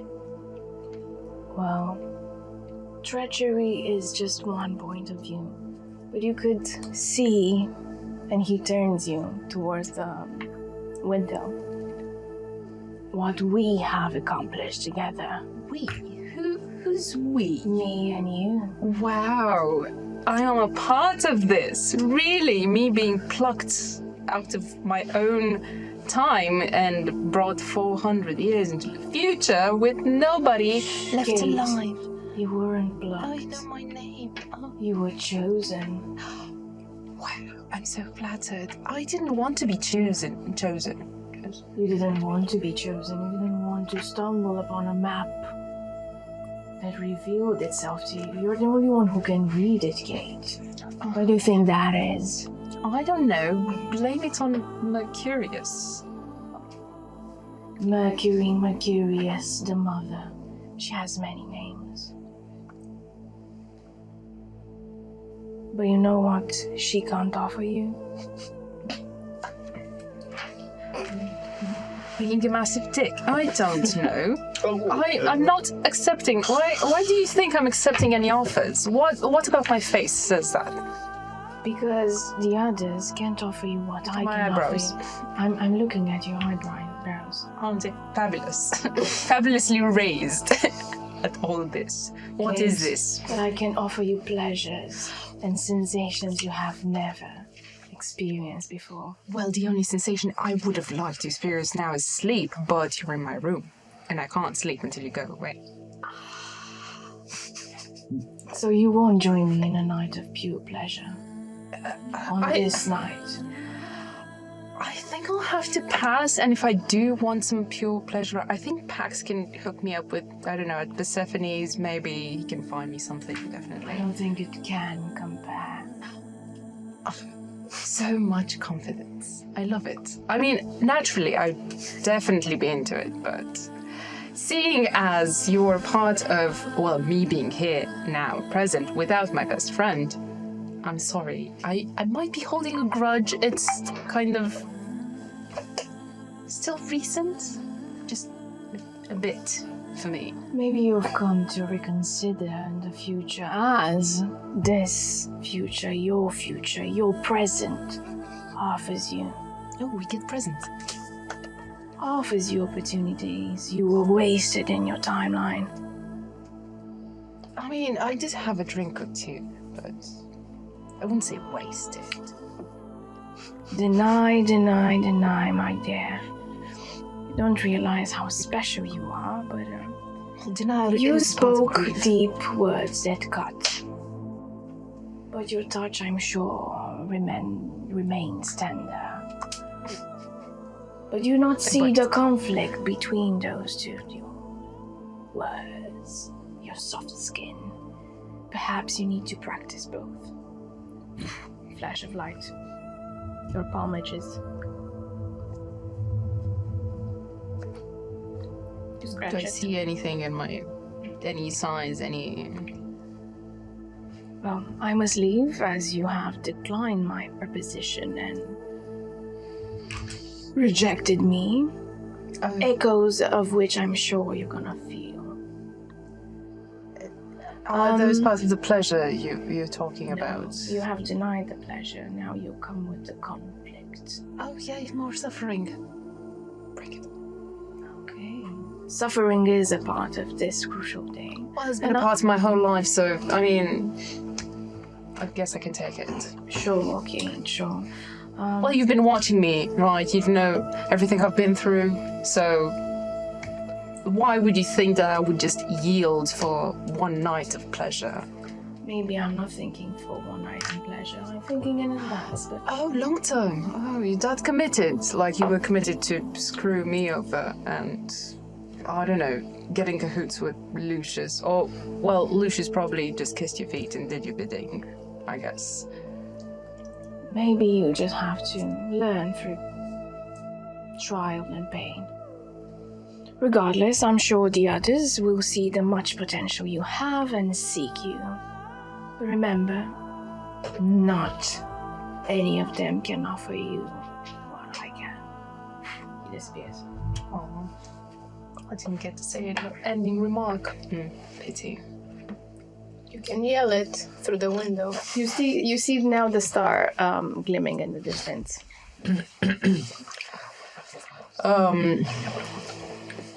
Well, as composed as Keith was, she actually starts shaking a bit because it's maybe it's not that easy to hold her own and in front of an astral, a god, a higher being than she actually is, because, well, she's led to believe that she was a scum most of her life. Half-breed, a mongrel. It's interesting you say this. As you think about this, your hand starts itching. And I think it's just stress, but you what do I see? You roll me a wisdom saving throw. Yeah. Oh no, this is the bad die. No. Oh, great. It's a 3. Excellent. Is it? It starts itching, you're scratching, even like you ripped a little bit of skin, it bleeds a little bit, but you if you don't want to do anything else, you can go to sleep. Okay, I'm gonna just try to go wash my hands and maybe put some. Do they have soap? Do we have soap? In this establishment, they have like this soap in shape of a rooster. Great. I'm washing myself with a rooster. It starts. Soapy cock. It starts. Look, it's bubbling. It starts like taking this wheel shape. You're washed now. What do you do? I'm just gonna get into bed and try not to overthink what had just happened. And maybe just talk to the guys in the morning about it. Cool. And this night, do any of you want to do something else? I'll probably, like, once I head back home, not sure if I'd find my mother sleeping or not. She's waiting outside this like luxurious house. Would you care to describe us your house? All right. So from the outside, seeing the estate, is that it has a front garden with nice shrubbery and some nice benches, a few ivory small statues here and there, and the structure itself seems to be a two-floor building. That it's from the outside it's very nicely decorated, having lots of balconies, each adorned with various hanging flowers, and even from the outside you can see that it's quite luxurious, as even the window frames, the door frames are all adorned and golden even here and there. And you forgot that in front of your house is this orchard with apples. Yeah. with golden apples. Yeah, that as well. And it doesn't have a roof per se. Like it's flat. That even on top you could probably see some sort of it's called I think not pavilion or gazebo or Skylight, you mean? no, on top of the roof. Terrace. There's a terrace with Oh yeah, you can call it a gazebo. gazebo. Yeah, that's on top of it, and yeah. But So, yeah. as you enter this luxurious apartment that I think it's called, let me just check. The Hebdom home, the Hebdom Manor. Yeah, it's the Hebdom Manor. It's right in the middle of the Sunrise District. You enter, the servants greet you. You don't bother to remember their names. And inside you see your mother just waiting. And she raises up as she sees you inside. Your mother, Melinda, I wrote here. Melinda, yes. Melinda Hebdom. It's your mother's name, Yeah, you should know. yeah, Melinda rose up. Would you care to describe her like very short as well? Yeah, she's middle-aged, almost in her 40s, and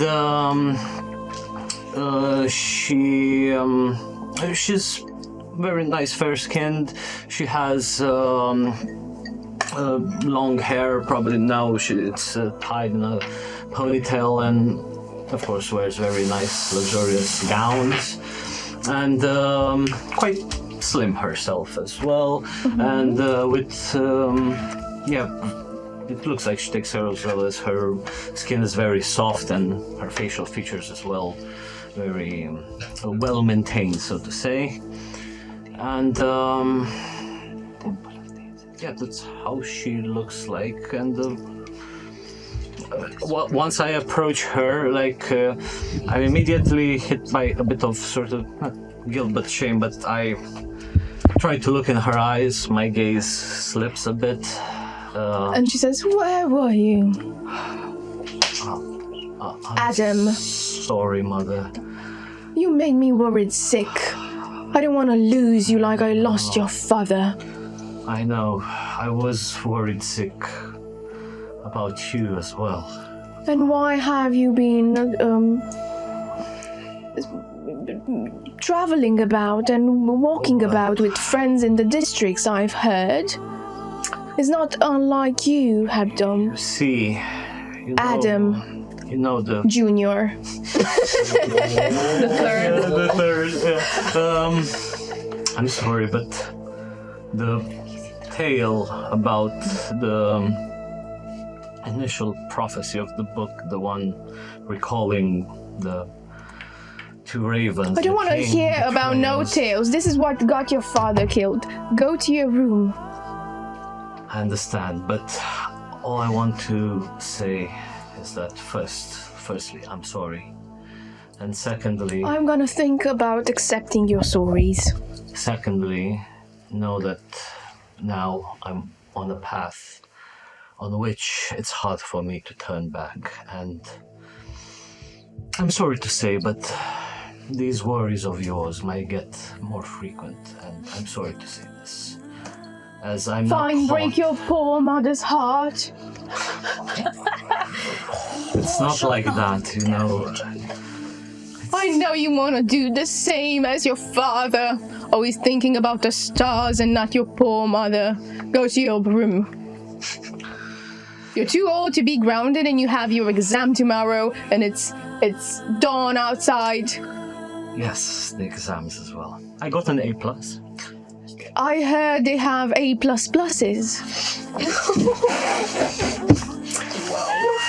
Well, Almost okay. happy you wanted. Fine. That's all I want to say is that you worry too much, Mother. I'm now grown up enough to know where destiny and fate should carry me. She doesn't say anything about this like loud pressing. Leave then. And Your servants point you towards your room. You're being drawn a bath. You're being pampered before going to sleep. You get a little snack and some tea and a massage. It's after sleep that I'll have to do my ritual again. Okay. You go to sleep. Yeah. And as you go to sleep, you roll me a wisdom saving throw. Wisdom saving throw. Does your mama get into your head? 1 second. If Before I'm not doing your night mistaken, ritual. it Five should psychic damage. It should be a 14. Okay, with the 14, you go to sleep. Apple tree. Golden apple tree. You see it in front of your house every day. A garden, so luxurious, is now burning. Its flames stretch towards the house, and the apples, they burn with golden fire. There's a special tree, unlike this one, on another realm. A kaleidoscope blocks your vision. Then Green Spring unfolds. Green Spring is ablaze, burning death, burning death. And then from the Sabbath waters, you see emerging your father. And then other generations, long forgotten, old departed souls. You do not know their names. Your father comes close to you and says, "As a Hebdom, you alone hold the power to halt this cataclysm. Yet you hesitate." Flash. You see the Book of VIM burning. Flash. You wake up.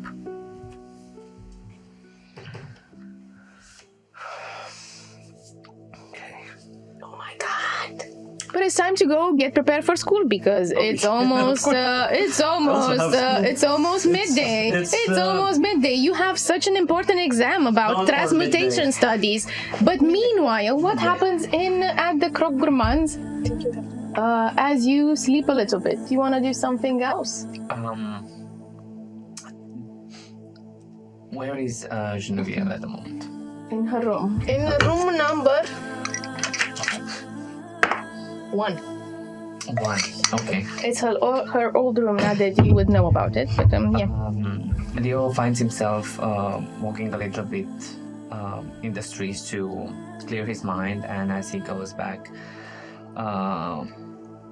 going up the stairs, seeing room number 1, looks at the door, raises his hand.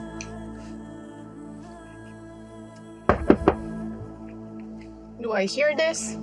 Are you sleeping currently? Yeah, she's sleeping. She's drooling on her pillow. Give me a perception with disadvantage. You need a pass a 10. Wow. Pass a 10. It's passed out. That's Oh no, it's perception. Actually, it's 14. You hear it. You're a bit distracted, like you dream about a rooster, you're boiling it, and then it starts to knock instead of like making the boiling bubbles. You hear a knock. I wake up, my eyes open widely. I get hastily out of the bed and bolt towards the door as I'm scared something bad has happened, and open it with a thud, banging the door onto the wall.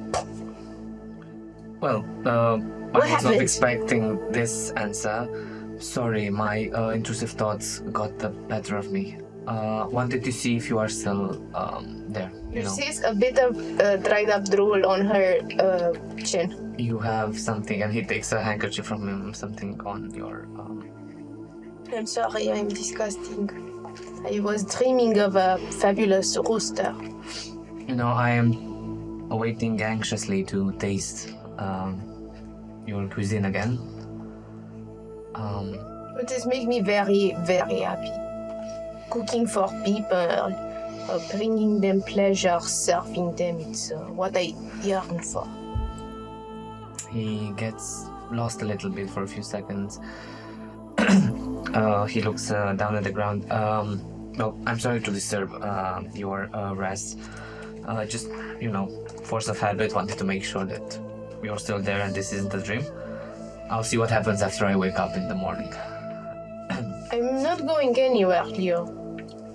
Although this is the same thing I said when I left a week ago, but A week ago. Obscura may help us. And know that I would not blame you if you did. You have gladdened me more than you could imagine just by appearing now. And it takes respect for power. I'm very glad to see you and to see you that you're alive and to be able to help in bringing you back. And don't worry. And she pats on your shoulder and then she lingers on a bit. We were gonna meet each other tomorrow morning or at midday to cook some sanglant éclatant. I will teach you, huh?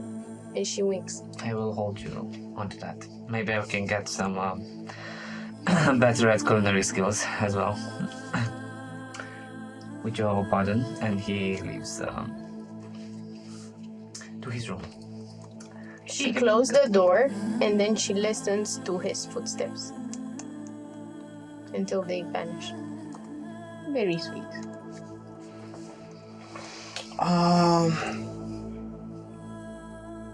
Pax would just hold on to Charmcaster as he's winding down for sleep regardless.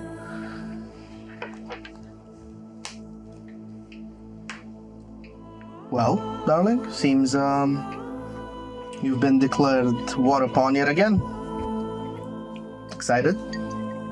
You hear in your voice, honey, you know I can take this serious. Us, the seven, are no match for this flamboyant human.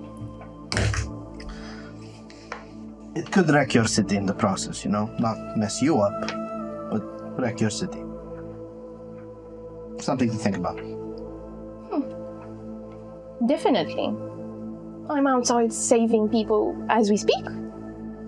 Talk to you later, honey. Thank you for your service. Job is here. Kisses, kisses. XOXO. Kisses. Something else? Feather. Nightstand. Sleep. Okay. You all go to sleep.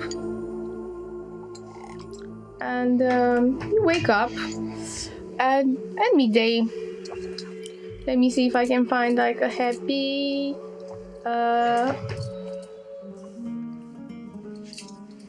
midday. You wake up at midday. Everything seems okay-ish. You wake up. You're a bit hungry. Hebdom is going towards school. And we're gonna start with him. You go to the... So I wake up firstly. Mm-hmm. So after that dream and vision, I wake up and remember some of the, so to say, laws of, well, not laws, but superstitions of Marty's Day that they come with visions of challenges. Mm-hmm. And I interpret it as such, but, and I start to meditate and process this feeling of, so to say, not anger, but of conflict that would sort of strengthen my resolve and indeed actually make me want to fight harder to get into the order properly and also help Pax and the rest with the problems in the city, so I'm more determined to enter in this conflict that's happening. But then I once again wake up, go on the terrace and lay the cards in front, and then after meditation, just concentrating on the cards, the one of the throne once again will appear, and that of the idiot. Throne is approaching, and the idiot. Yes, as they flash before me, yes. They flash before you. And you remember that this is the whole new week, a whole new cycle restarts. And as in the local folklore inspiration, the week starts with Martes Day, which is Tuesday, which is a celebration of conflict. The streets come alive with this atmosphere of eager anticipation and potential violence. Is so exciting. Like you see devout followers initiating confrontation. You pass and run towards school as you see some respectable gentlemen in the Sunrise District just punching their faces each other on the street. They challenge us with a glove. And they seek Marty's blessing for today. And some that are a bit more weaker and not on the, let's say, buffier side, engage in sort of different conflicts, like elaborating riddles or social games, testing their wits or cunning or stuff like this. But regardless, you go towards school, towards the Purple University, that it's rather far. It's on the other side of the city, and you go through the royal domain, you pass through there, and you stumble upon a known person. You see Orion River sail. It's a tall guy with a narrow shoulder, dressed in these starry robes, and he's starting to bald at his temples. And you know, he was a colleague. As you were in your first year at the Purple University, he was in the last year, and he became and have been accepted into the Order of the Hebdom as he is now serving. And he greets you. Hi. Morning, Orion. Morning. What brings you around this part? Oh, I have been to the Green Chapel, coming with some conflicting news. It's suited for today. Yes, makes sense.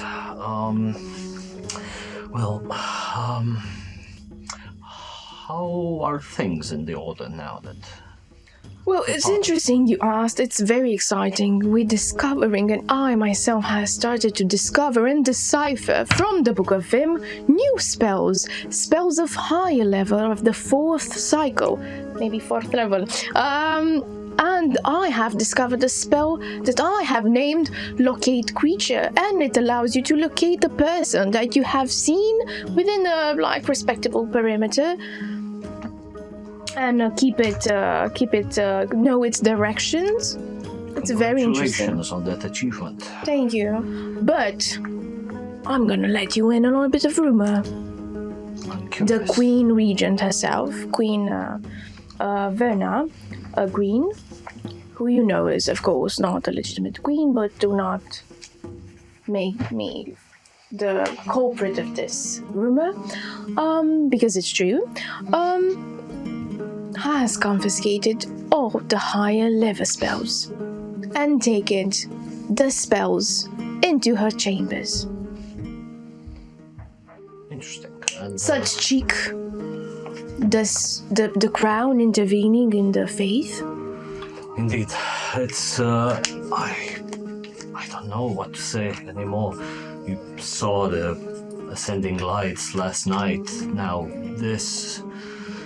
What's happening to Green Spring, I wonder?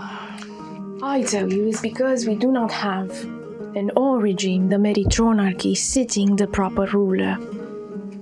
That is true. But as with all things, nothing is stable. All things are in motion, and things will change. Now let's hope it's for the better. Looking for you to join the Order soon, I assume. You have these exams, final exams coming. Speaking of, I'm a bit late, and Hurry on then! What are you talking to me for? Good point. Punch him but I quickly. will... Confrontation. But nonetheless, it was good seeing you again, Orion, and we'll keep in touch. He nods. you go towards the Purple University, where you have the transmutation exam. It's the study of physical and mental and spiritual transmutation. And you enter, you see the teacher holding the end of the speech. Transmutation is some of the most complex and dangerous magic you will learn at the Purple University. Good luck. You're late, Adam. Take a seat. I go take my seat. And you've given a paper, enchanted paper, so you cannot copy. You start going through the written exam, and you've been asked to define a transfigurative spell, and one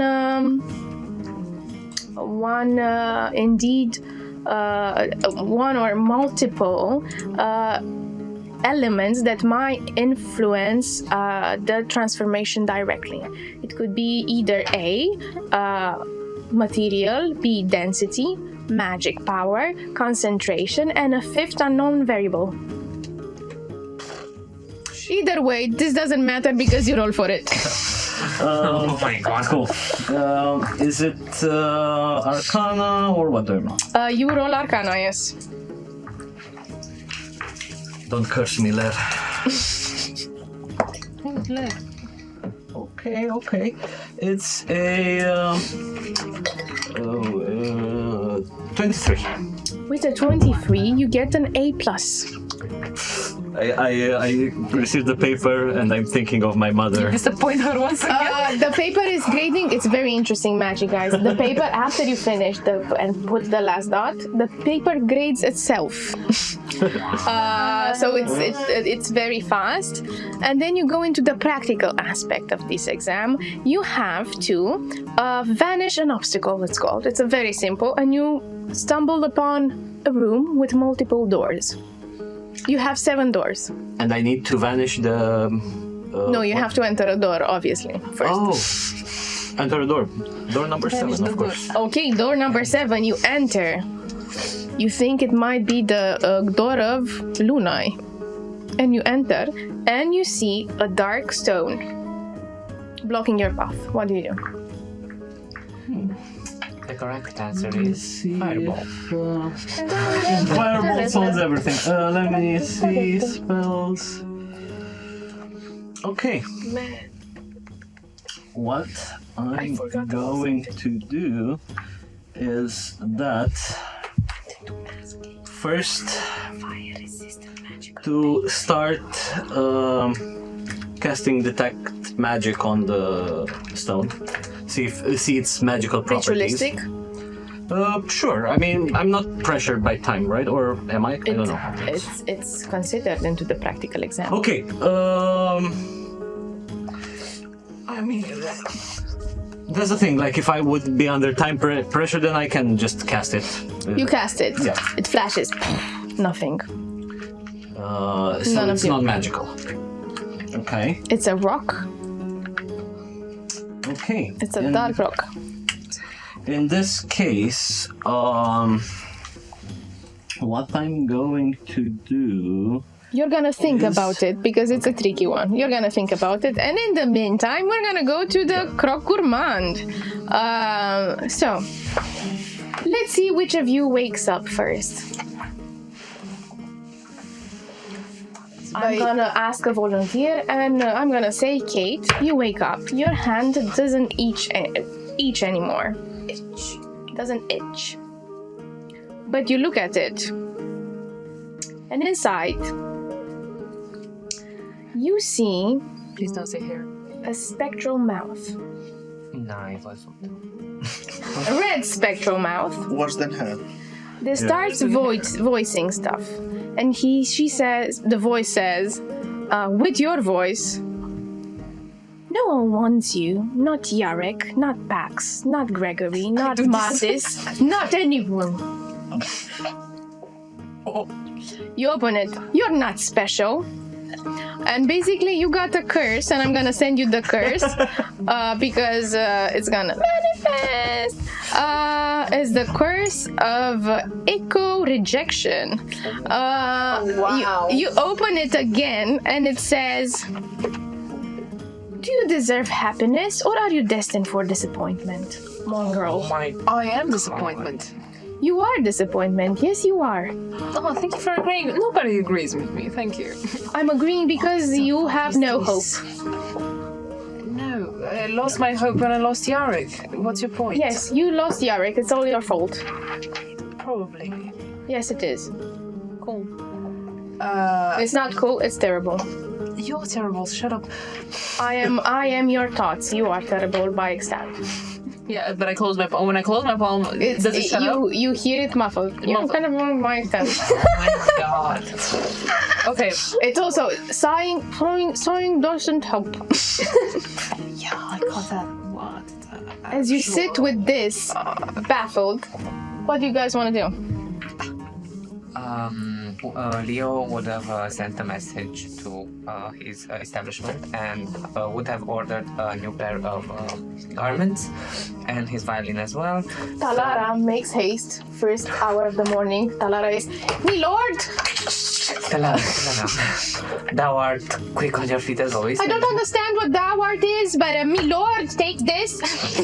Are they well? As well as they are, my lord. Perfect. Remind. She bows, but very and unelegantly. I'm not gonna disappoint you, my lord. You are certainly not. Thank you. And he throws the Coin. yeah. She's trying to catch it, and she obviously misses because I roll a 6, and she falls on her back. You dropped this, my lord.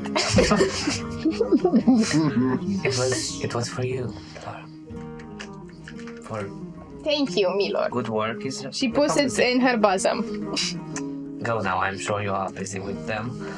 Jingles from her bottom as she goes. You see this a little bit chubby elf that looks so super unelegant for an elf. And she puts, I see this through the window.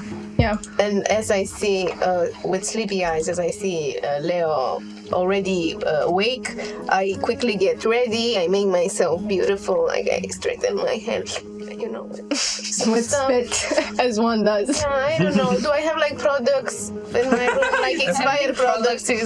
Few hundred years old. You have a cream in the shape of a rooster and a set. It's a set. It's with soap. It's a cream and also a shampoo. It's a soap shampoo. It's a hard shampoo. I'm gonna go quickly take a shower, very hastily dress up, do my hair, pinch my cheeks, and then go to, not to look so pale, and go to the kitchens. Okay.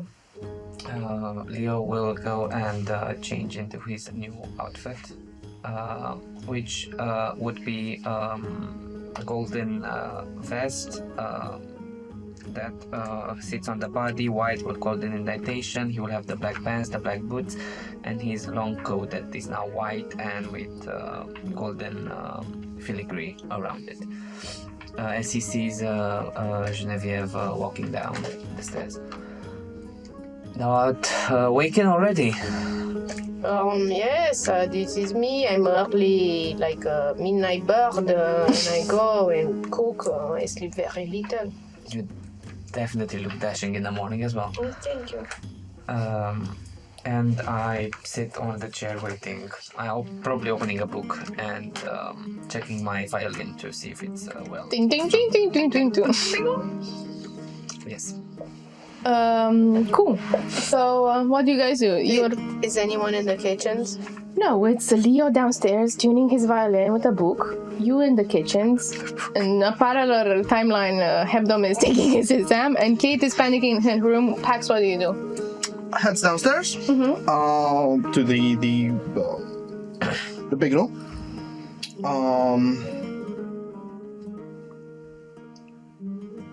Is Kate down? Kate is in her room temporarily trying to wrap some cloth around her arm to try to muffle the sounds, but yes, she will. This is the stupidest idea you have. Yeah, I've had stupider ideas. That's what got me into this mess. He goes by doors, knocks on Grace's door, Kate's door. Come down. Grace opens her door. Hi. Morning. Come down. Okay. Merci. Same. She mutters something. What? She goes. What? You open the door. Yes. It is your favorite time, the airing of grievances. Come down. Well, do I have news for you? Okay, let's go down because I have a problem. I love problems. We have a problem. I was It's worried not- we might not have a problem today. Yeah, well, okay, let's wait for the others and reconvene. We all head down. Yes. You're all down. Grace is just looking at napkins and old stale bread and pocketing some.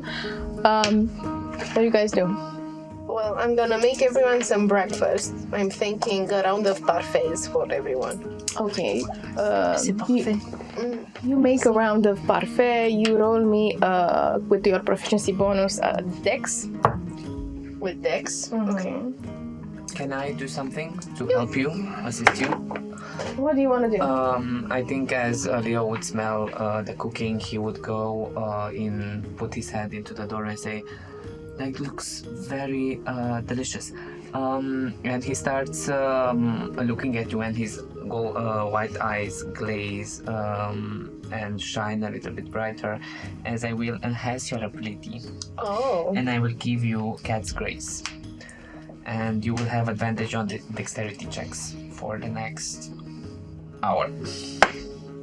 Wow, I rolled the same thing. Well, So, it's a 16. Edible. So the parfaits are good, are a little bit above average. It's not parfait, it's a medium. To me. It's a mehe. You all sit at the table, tucking in. yes. Good morning, everyone. A brand new day ahead of us, and we shall start with the bitch list, as it were, the airing of grievances. That Kate also has something new for us with it, along a brand new problem to not quiet our day. Please. Yeah, it's actually fresh because guess what? Right before I fell asleep last night, you'll never guess who visited. Oh, I'll let you guess this time. You're not. It's Gregory. No, although I wonder. It's your friend, Yarek. It's Yarek, totally Yarek. That would have been nice, but It's No. Jack. no. Although I It's keep this wondering. squeaky thingy. No, I have no idea what Shifty is. He pops from your bosom. Oh, there you are. You know, he molded quite nicely. I didn't really even feel him there. You feel supported yesterday, no?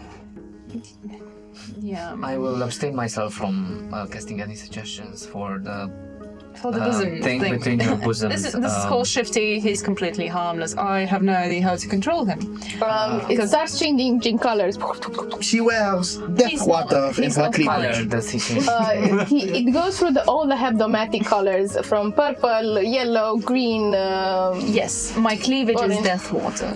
and then into the Not all of Sabbath it, watercolor and goes back. Okay, but that's how I keep him safe. No, okay, since you haven't guessed, would you like to give it a jab at it? Is it someone that we know? Is it Hebdom? No, isn't he dead? Have you made sweet love with No, Adam? I haven't. Although it was slightly tempting, I didn't make sweet love to Martha's, who actually visited my room last night, trying to tempt me to. Oh, it's Go Martha's ahead. Day. It makes sense. Oh yeah, was it past? I don't What know. was your Were course we- of action? How does it make Well, sense? I made fun of him and Oh, said no. he does that once You in a did while. what? I made fun of him and said no. And also, he betrayed us in the Tomb of Time. How could I have said yes? What? You remember? I remember. Why does it make sense? Chancellor, these people are a little bit different. You might need a little bit of adjustment. Right, he doesn't know. You can brief me on a later date. Are you well? I dissed him. Actually, thank you for asking. But were you capable of saying no? That would be very tempting, like having like a it very was- sweet love making, or not love making, Sure. passionate sexual intercourse. A reaming. Yeah. He, Captain, I'd rather be dreaming than rimming, but this parfaits. sure. You're Oh, uncomfortable yes. with sexual intercourse. It's not. Sex? Like, Well, if you haven't done it, if you haven't done it before, I mean, You two had sex. You said sex like us. Clearly not. She's. what? Let's keep the Okay, discussion we- on. are we derailing a bit? Yes, we are. we are because take a look at this, and I unwrap the bandages from my hand and show them my hand. And the hand is a Please start spectral talking. hand that starts saying, I'm not special. I'm just a talking hand that knows more than Kate's brain. Oh, now I see where the curse part takes place. Yes. Oh, so this is a curse. Brilliant. So it sounds exactly like me and says maybe what I'm thinking. I guess these are the intrusive thoughts that I get like on a daily basis, which I tirelessly shut down. But Quite the warrior. everybody can hear them now, and I don't like it. I like to keep my thoughts private, unless you piss me off. I can truly understand. Have we encountered this before or heard about it? Curses, I bet they yes. Give me a religion with disadvantage, I think. I don't know if I'm proficient. Do you think there's any chance I can teach it to cuss other people than myself? Because that could come in handy. I don't think it's. I don't Could come in think. handy. I don't did think not it's a plan. spell. I think it's a curse, which is a different thing, and it's something that we'll acquire in the next 3 hours. It's the hours of misfortune. That is automatic. Yeah, 13. 13. You don't know. It's the hours of misfortune. But generally, when curses come as a result of not obeying hebdomadic law, they pass after a while, typically. Depends. Some of them know. I do not think that. And especially if it comes directly from a hebdomad. They could Yes. even get worse. Did you try channeling positive thoughts about yourself and, thinking better about yourself to pump yourself up, and maybe the hands will mimic and say, congratulations, Kate, you're the best. It's a curse. Somebody tell her. I mean, we could go and search people who deal with curses. Grace. Why would I want another curse?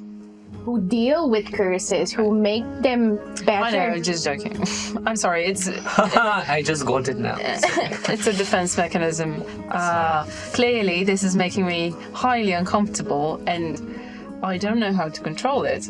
At least the I would have diagnosis. taken the shacking, to be honest. I mean, it was really tempting, but I was pretty much pissed off Bax here because agrees. Like, I mean, you Both had sex with Martin? I do not. I didn't have sex Would you- with Marcus, would you but have- it would be tempting if you were to offer. well, you have said yes. Did you have But Same. I mean, technically, you did get a hand job, regardless. But nonetheless, Quite a poor it should job. at least be diagnosticated so that we know how long it takes. If not removed. Okay, I will. Okay, where can I get this looked at? Are you sure you don't want to finish issuing your bitch list? yeah, let's go for the bitch list, and then Dude, this is my bitch list. You know what? Now. I don't even remember. I have just a guy in mind. It's a guy that is a little bit quirky.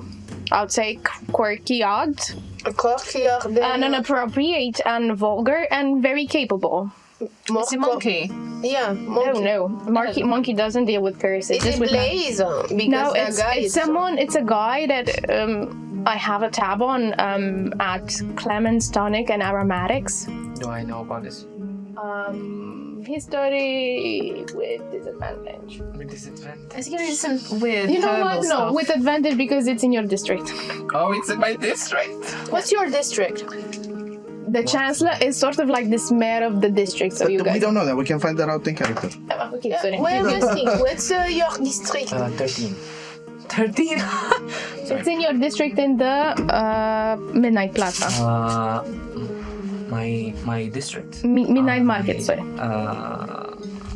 mayhap you haven't heard, but I am the Chancellor of the Midnight District. Oh my god, Leo, this is very impressive. And I have- push back my hair.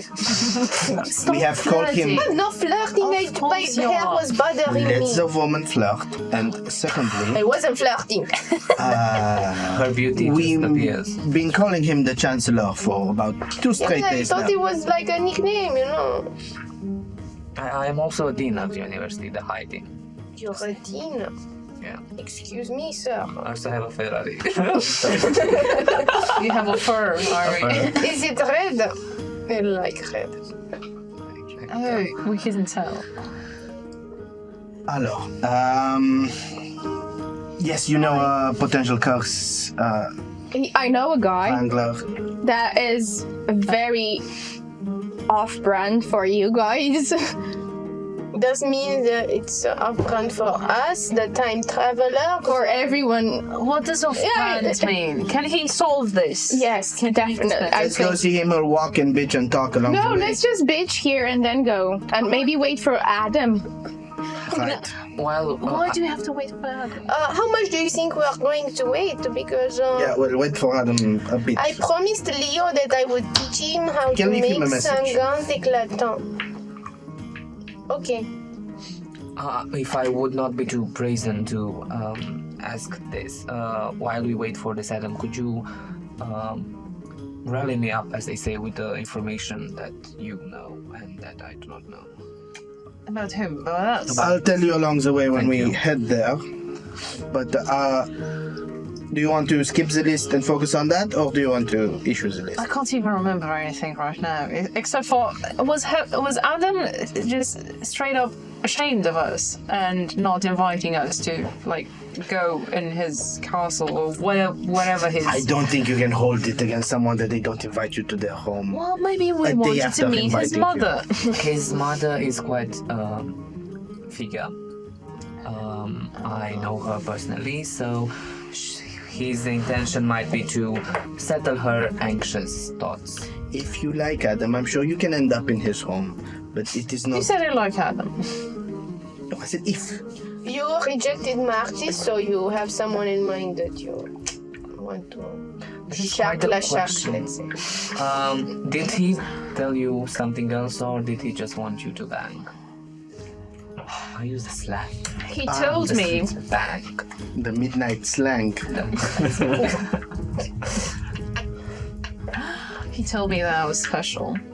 Oh, He told me that I was the only one who could read the map, which I don't that's really cool. see.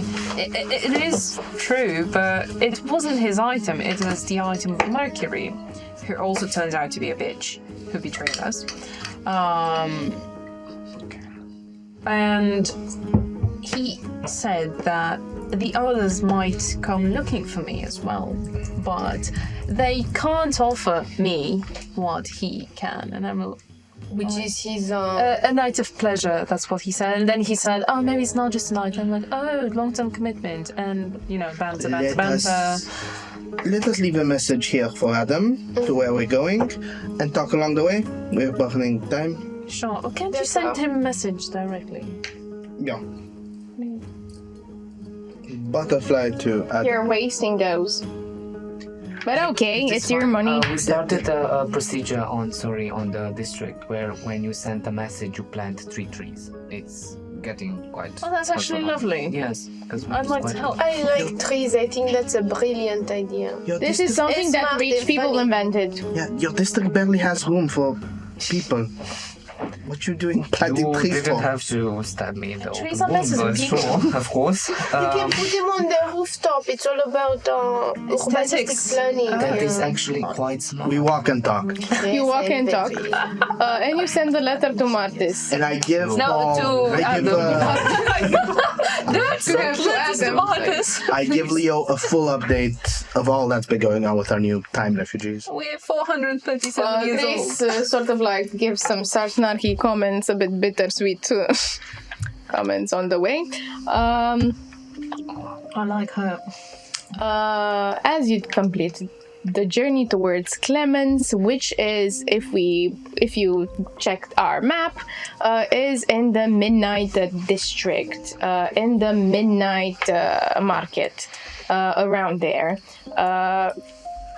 Which is right next to the Midnight Chapel. A lot of midnight stuff. But coming back to Hebdom, that was left a few maybe minutes ago, maybe half an hour, trying to crack this practical bit of exam for the puzzle. So, looking at this rock formation in front of me, I take some deep breaths, and I remember some of the, in transmutation practices, we know that everything, material, mentally, even spiritually, each has their own vibrations. And through meditation and through going through some of my notes books in my spell book, try to focus and try to understand the resting vibration, the frequency of this material. And then what I will do is to take this small diamond, and as it floats slightly around my head, to shift its hue and in turn change its vibration to that of being to cast sort of chromatic orb and make it acid, and so that the frequencies I apply into the stone would dissolve the rock formation. Basically like creating some sort of nullify its vibration to clear it, so to say, and focus it to dissolve the rock that way. You dissolve the rock, you go through the doors, and you see your teacher is just... You use an evocation spell, Adam. Your task was to use a transmutation one. Well, I Did you not came prepared? I have to say that I haven't studied that many scrolls of transmutation. A true... So I tried to find a workaround. Very inventive. You're gonna get a +1 for this. But... a true... keeper of the Order of the Hebdomats must know all types of magic. That I understand, and it's something I'm working towards. You're gonna have a chance to retake this exam because you got an F. 2 days' time. F +1, isn't it a D? No, because first is F plus plus, F plus plus plus, then it's a D. It was a... It's an E plus an 1, it's an F. Which is Oh my god. Yeah, I understand. There is a bit of frustration and sort of anger building up inside, but I keep my composure. Chromatic orb. He shakes his hand. And at this point, you get a butterfly letter from Pax Yeah. Okay. saying, We're headed to, I have Grace dictate the name, to see about a midnight Martha's curse. Clemens, let me just check one bit. Clemens, tonics, and aromatics. Yeah. I'm not sure if I know the exact place, but if it's in Midnight District, I would ask around and find my way. But yeah, I'll head where they are. Okay. And you walk and talk near the road. And we're gonna check this map. And we're gonna check the surprise that's coming with this map. And the surprise, if you've seen this map, and we advance in the midnight marketplace. Grace guides you through some streets, and it's approaching. The surprise is approaching, but before that, Grace guides you through some streets, She points towards a corner, and you see like a humble, small, rusted sign saying Clements, tonics and aromatics. She points towards some stairs that ascend, and she then takes Pax by the shoulder and pulls him on the side of the Hello. thing. Hi. Just a mention. What? This is a rather quirky contact that I value very much, despite everything you might say. And I just need your pretty mouth to shut up. I won't have him arrested. Or otherwise. Do you need me to be utterly silent for some reason, or merely not to aggravate them? Merely the second one. I will try my best. Vincent. He will try his best. Okay. Cool. That was a very easy roll. Good deception. Then they resume. She lets hold of you. You resume, and they start, all the group or the party starts climbing the stairs. And I'm gonna ask someone to join us and describe us how Clemens tonics and aromatics look like. Hey, please welcome Edward, the joking artist. Welcome. Hello. Edward. Rotating cast indeed. So, A wild rotate. appears. No. Like the light. So, we are in Green Spring, and this party, this unusual party formed of 6 members, are ascending towards this shop. How does the shop look like? Well, it's gonna be a fairly shabby construction inside, with a bunch of small bottles adorning either the windows or the many cupboards and other storage devices that you may find there. There is also quite a lot of herbs drained from the wall, and in the center of it there is a small desk where behind it you will see a young man around his 20s reading a book with a child by his side. You enter. You see the child has mangled foot. He's holding like sort of like this crane that helps him walk. He looks for otherwise normal. He's human. He has dark brown hair and sort of like brown eyes, and he has a bit of freckles. And the man looks like. The man is fairly young with pale skin. He is dressed in a beige leather coat. You see that there are all sorts of bruises and burns adorning either his face and one of his hands. Whilst the other hand, you see that it is bandaged with various scribbles written on the bandages. And he seems to hold it a bit tucked away. And can you please describe us how your hair looks like? Because that's an interesting bit. He is... he has longer hair and a more interesting sense of fashion, seeing as the hair is in 2 colors. Half is black and the other half is purple. Oh, well. He also has particularly big bags under his eyes. We're gonna send this on our group chat, the artwork, as well as on the Discord. Please check our Discord. It's very cool. And you find a lot of information. The kid jumps and says, "Customers!" Yes, Timmy, customers. Now, how do we greet customers? Hello! And you see an assortment of individuals coming inside, leading with Grace. You know her. She has pale discoloration in the shape of a butterfly, white, short hair, and dressed modestly. Next, you see coming in. Roll for it. By Grace We can roll is for a fancy, effeminate-looking half-elf in like quality street clothes, normal boots, frilly shirt,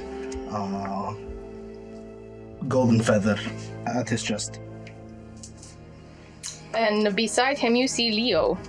Leo, which is a towering figure that sits in in behind Genevieve, formal dress with a very beautiful long coat that falls down to the ground, violin that is on his back, bright white eyes, and a bright moon tattoo that shines the phases of the moon as well. And a super edgy piercing that you know. Super edgy piercing from the nose to the ears. I keep forgetting what I want. Dark night elf skin. Yeah. Yes. Dark night drow. elf, drow elf. A drow elf. And in front of him, it's a sort of like mixed race.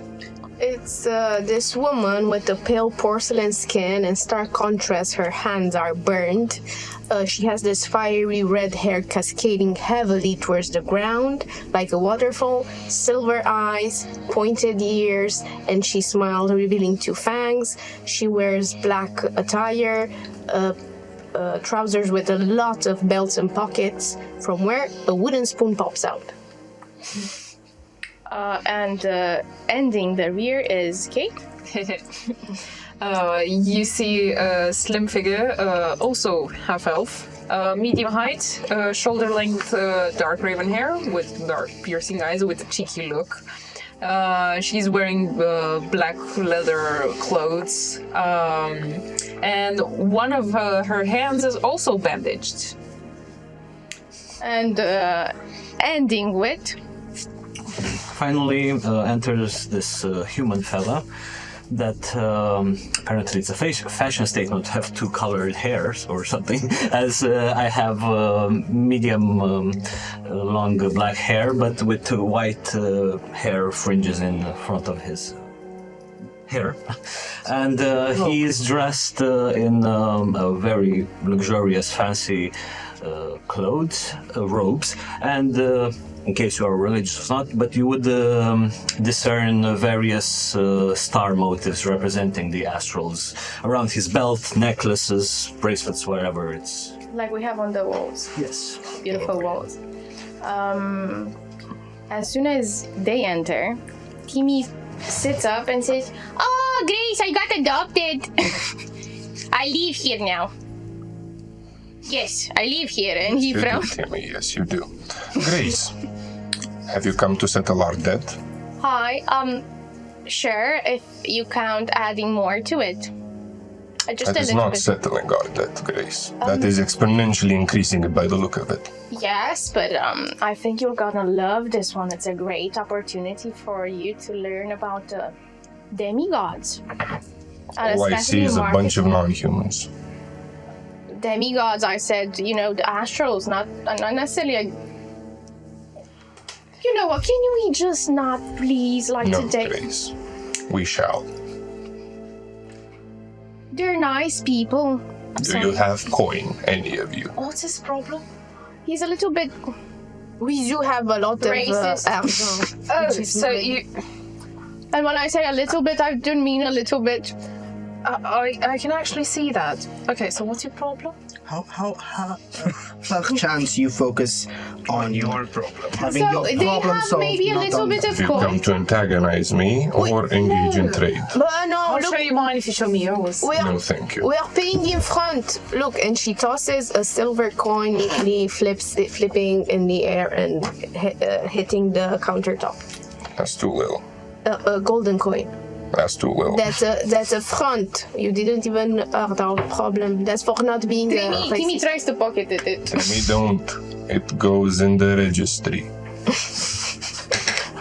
There's Don't. like a cat, like, looking into your eyes I and mean, you'll be on cat duty.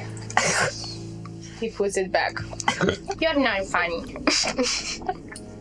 Now, why have you graced my door with grace? Very funny. Excellent jokester. Ha ha ha ha ha. So we need your help. For what matter? Can I show him? Yes, please. It would be very wonderful for you to show him.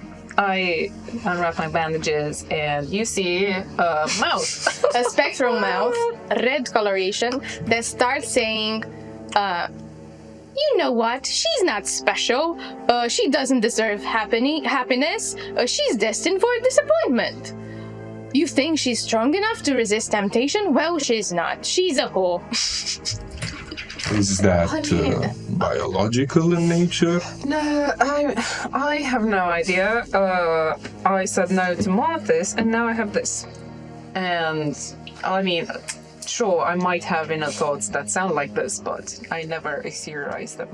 So, make it go away. Well, It's not nice. nice as it may be. It starts saying all sorts of like things. No, I try to muffle it. And you hear, no one wants you.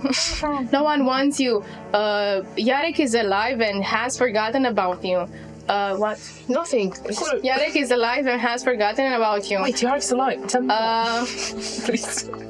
Me talking to my hand. And it starts saying, this is what you believe, you stupid cunt. It's getting obvious. I forgot you're a projection of my And then it says, are you truly worthy of love and affection? No, you're not. Well, here, let's see. It was a mistake to unfold that hand. Yeah, Please, no, I'll put it again. Stop thinking about dicks. No one wants you. I don't have a dick. Interesting as that may be, Yeah. how do you believe I can help you? I can chop off the hand. That is something I would don't do you diligently, and you would dare. live. Don't do that. That's no But other way than we- that, Grace. what do you expect I could do, Grace? That sounds like a curse to me. Look, Cassio. Look right here, Cassio. You did something the other day. A week ago. I did many things, Grace. You have to be more specific. She looks than that. towards Timmy, and she looks towards you. I know what you did. What do you think I did? Can I stealthily cast detect thoughts at this moment? You can try. What You did can you do with definitely Timmy? try. I'm so sorry. Timmy's okay now. What did you do to Timmy? Do I roll a stealth check? Or can I Yes, just cast detect thoughts? No, stealth check, unless you have an ability. So, what do you say? I say that what I didn't do with Timmy is not like that. It was much worse. It wasn't. Yes, it was. That is a sentient hand. I don't think I'm a allowed to fucking take cunt. its life. Perchance, if it gets cut off, perhaps Monsieur can grow it back from the stump. I mean, I assumed you know to deal with sentient things, and she looks at your self. Well, I've told you many times, sentient things have a life of their own. That seems to have thoughts. Yes, these are my thoughts, my deepest, darkest thoughts that I don't let other people know because I don't like them. It's a curse. It's a curse. It is a curse. For me and for everybody else, but most likely for me. Thoughts of myself, but 23. Perception, everyone who wants to detect something in the room. No, No. I'm too focused on my problem. 8. 16. Okay. Anyone above a 23? Cast away. I think The surface thoughts. for now, just the surface thoughts from everybody. I wanted to cast at the moment that you said the thing in the hopes that maybe in the glance thoughts in the head I can get the grasp of what happened. You go towards Grace's mind and she says, come on, you fucker. I know what you did. Just budge off the budget and help us, will you? And she smiles as she's doing this and thinking... And what is you thinking when she says about the thing? you will see a bunch of images, but most of them will imply blood. Various flesh being sewn together and made whole again. And you will feel by the end a very deep sense of satisfaction. I'm not gonna ask for the rest of you. I look at Grace and I message her, Grace, thou art Still again. certain with the fucking staff. 16 plus 5. You don't have fear anymore. No. I don't have what? Fear anymore. Oh yeah. Oh yeah, that's true. Greece are the certain of this being, for I am quite distrustful of his methods. Not to say that I did not know that this kind of individual is in my district. She says, sure, Chancellor, with all due respect, shut the fuck up and get outside.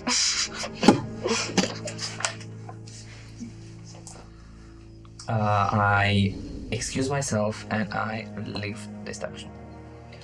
Have a good day, sir. That is the Chancellor of this district. Congratulations. It seems my fame has spread wide and far. I presume it's all thanks to you. Oh, great. It's nice to see that I'm not the only one with such a jolly disposition. Can you help me or not? I can cut off the hand. I don't know if I can grow it back. I can take a look at it, but I will offer no immediate fix. But can you take out the mouse? Oh. I could try something. We're Does the budget. mouth work? What are you going to do with it? Because I've had some thoughts, but It is legal. I can offer you this. And I reach around in the back of the counter and I pull out a small flask of dark liquid. You can try this. If it works, it will at least give you some rest from its incessant napping. But then again, a bandage may do that just as well. yeah, it stops talking because it can't move Yes, are you able to wield things with it? with my hand. Yes. Yeah, am I? You go try to pick up a... What do I see next to me? Do I see a book or? There are several books thrown Okay, about. I tried to pick a book. You pick a book that's called The Lost Through Time by Castiel, and it seems like a manuscript.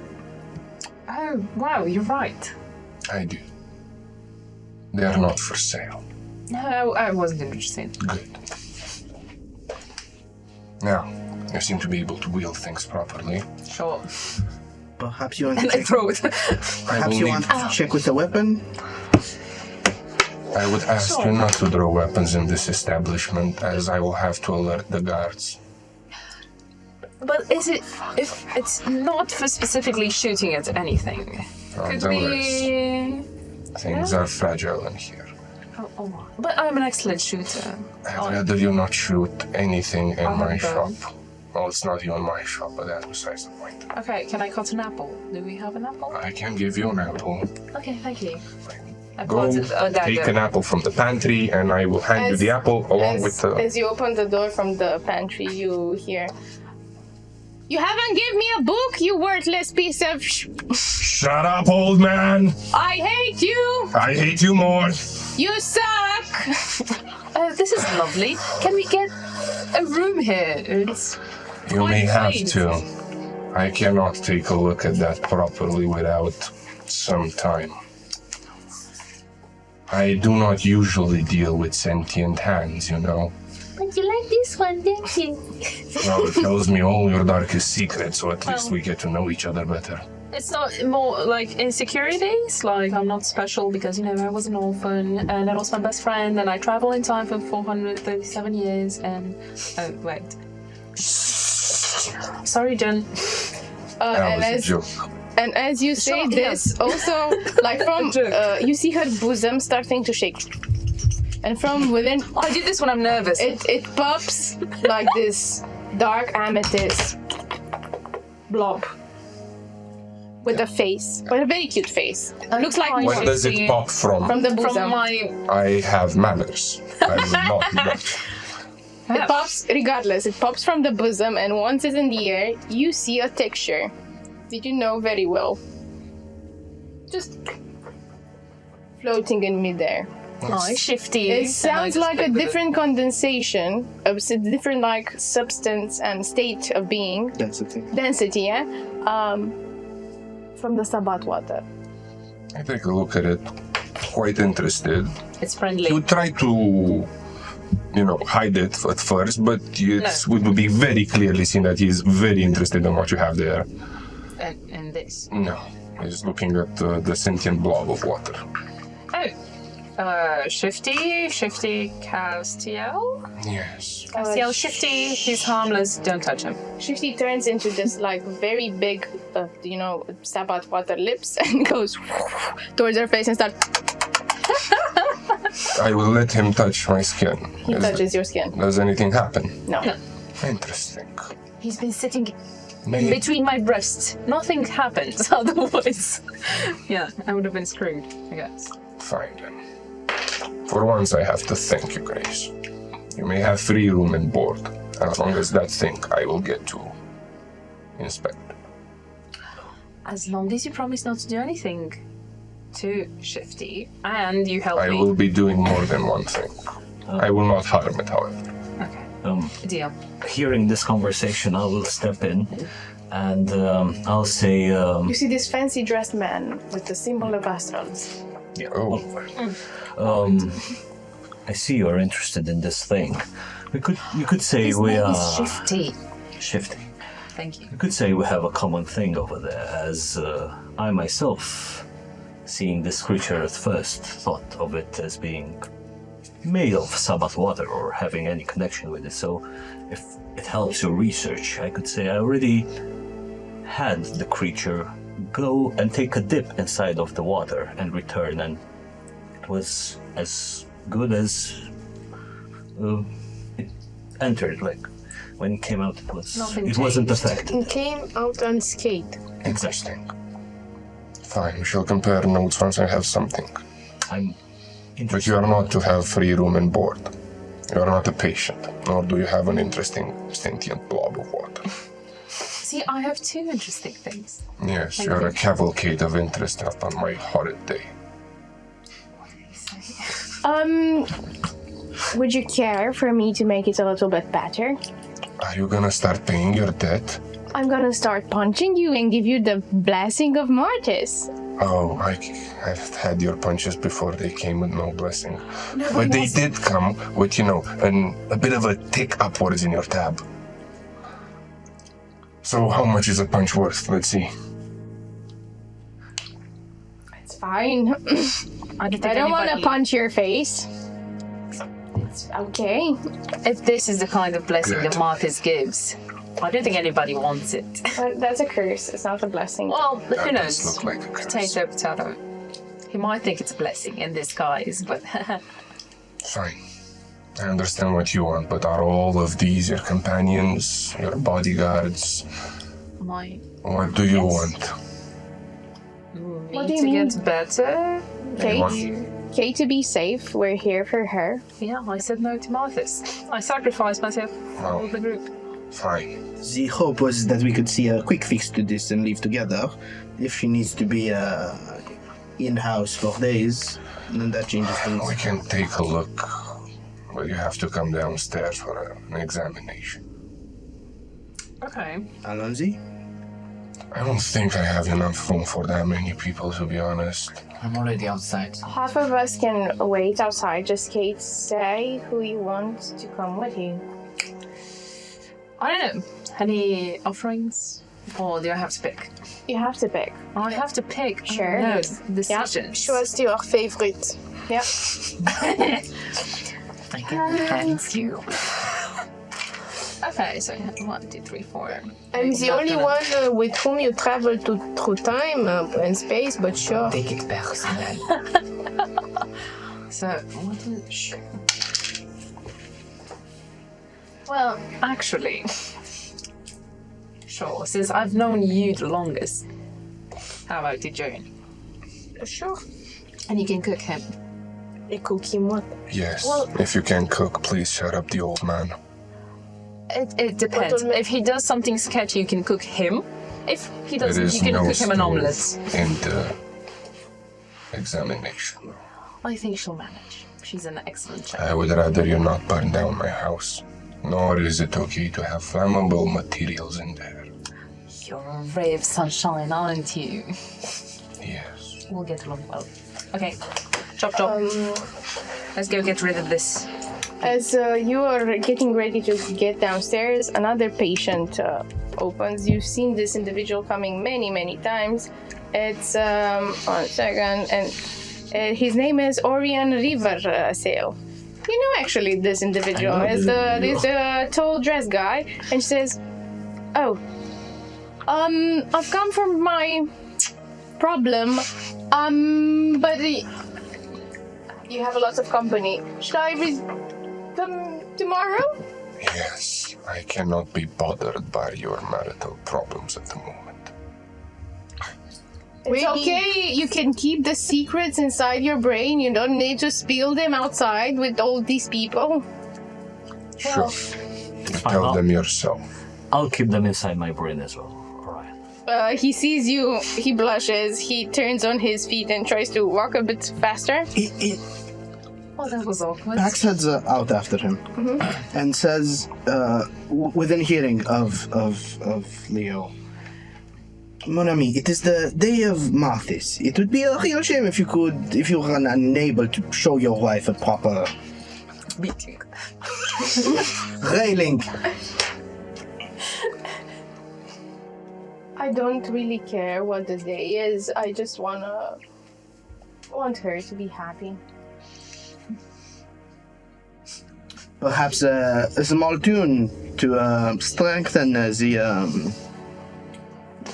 It has the abilities. As he finishes writing, there are 3 parchment of papers that are floating around that he's writing on 3 different ones, closing them and sending them in different areas of the city. He stops and says, "Of course, thine moment is not the most fortunate, but so does art appear." And he takes his violin, plants it, and starts singing a melancholic tune that then turns into something much more springy, and then with a very high crescendo ends, and he feels inspired. As a bardic inspiration, that man's erection. He nods. He says, "Thank you, Chancellor." I'm about to go camping. Sir? I know about these hardships that you are going through, so it is between man, no? Or lack thereof. Like the He I was trying to keeps his eyes in the ground, and he just walks away. Inside, Grace is saying, "Sure. So you're taking Kate, Jen over here, and maybe Adam, Also, maybe Shifty is going to come. Shifty, with and me. maybe Yeah. I'm sitting outside. If you need anything, just I'll yell. shout. Yeah, Good. Or he will. yeah. It depends on what he does. Just I'm gonna pay the tab Hey, one day. What's oh, your I'm gonna tab? hold you to that. What's your tab, Grace? Right now, about 70 gold. 70 gold. Ooh. Ooh la la. She leaves. Now that I've taken you on her tab, let's go. He's gonna direct you. She's not on Grace's tab. We will pay up front. I think I have some. What does this cost? We'll see afterwards. I do not know what will be needed prior to an examination. Okay. So you're gonna cook for the old man? What old man? And sure, I like cooking. Okay, there's a kitchen. The first floor. Just make him porridge. He likes porridge. That's boring. It is boring. Make a parfait or something. I'm gonna make an some- omelette. What does he like? I He don't likes think to he's. bug me. He likes to keep on living. He likes a lot of things that are quite annoying. Can I ask him directly? I think he'll like you. Make something with his face and a lot of ketchup on it, or blood. Sure. Just prepared to. Ketchup takes me up to 10 hours to make, Oh, I'm sorry. and it has healing properties. blood. Okay, point me to the old man. He is at the second floor. I'm going quickly up the stairs, knocking on the door. Up the stairs, no one answers. I open the door. You open the door, you see a small, crowded kitchen. Some moldy stuff. It's not the cleanest of kitchens. A bit overcrowded with some spoiled elements, but you find out some porridge. I'm searching for the old man.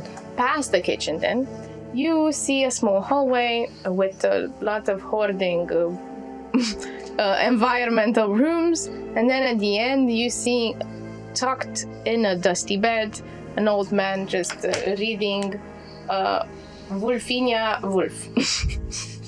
Is he human? Yes.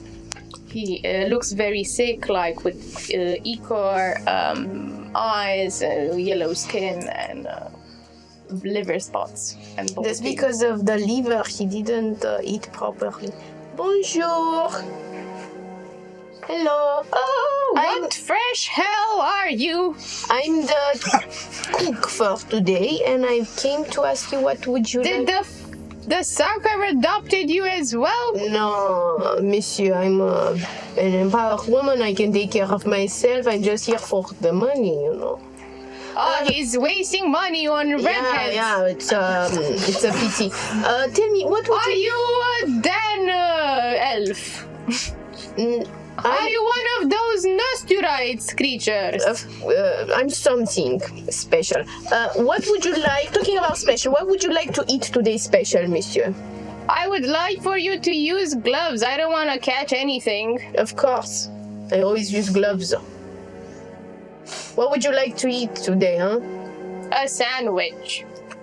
With a lot of vegetables, because of your condition, and some low-fat meat. Probably chicken breast or something. He makes like googly eyes.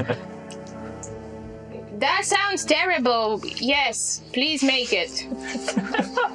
Of course. See you in a moment. Try to rest. And does he have a window in his room? It's closed. She opens the window. A bit of fresh air will do you good. Oh, I hate it. I come and tuck him in. Oh, this sound is very nasty. And he falls asleep. I close the book, dust it off, and put it on the nightstand, and then quickly go to the kitchens. The kitchen is crammed. You find some spoiled elements.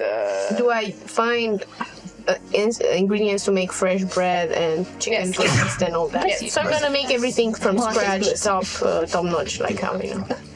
It takes you a while. Yeah. Oh, you bring him his sandwich.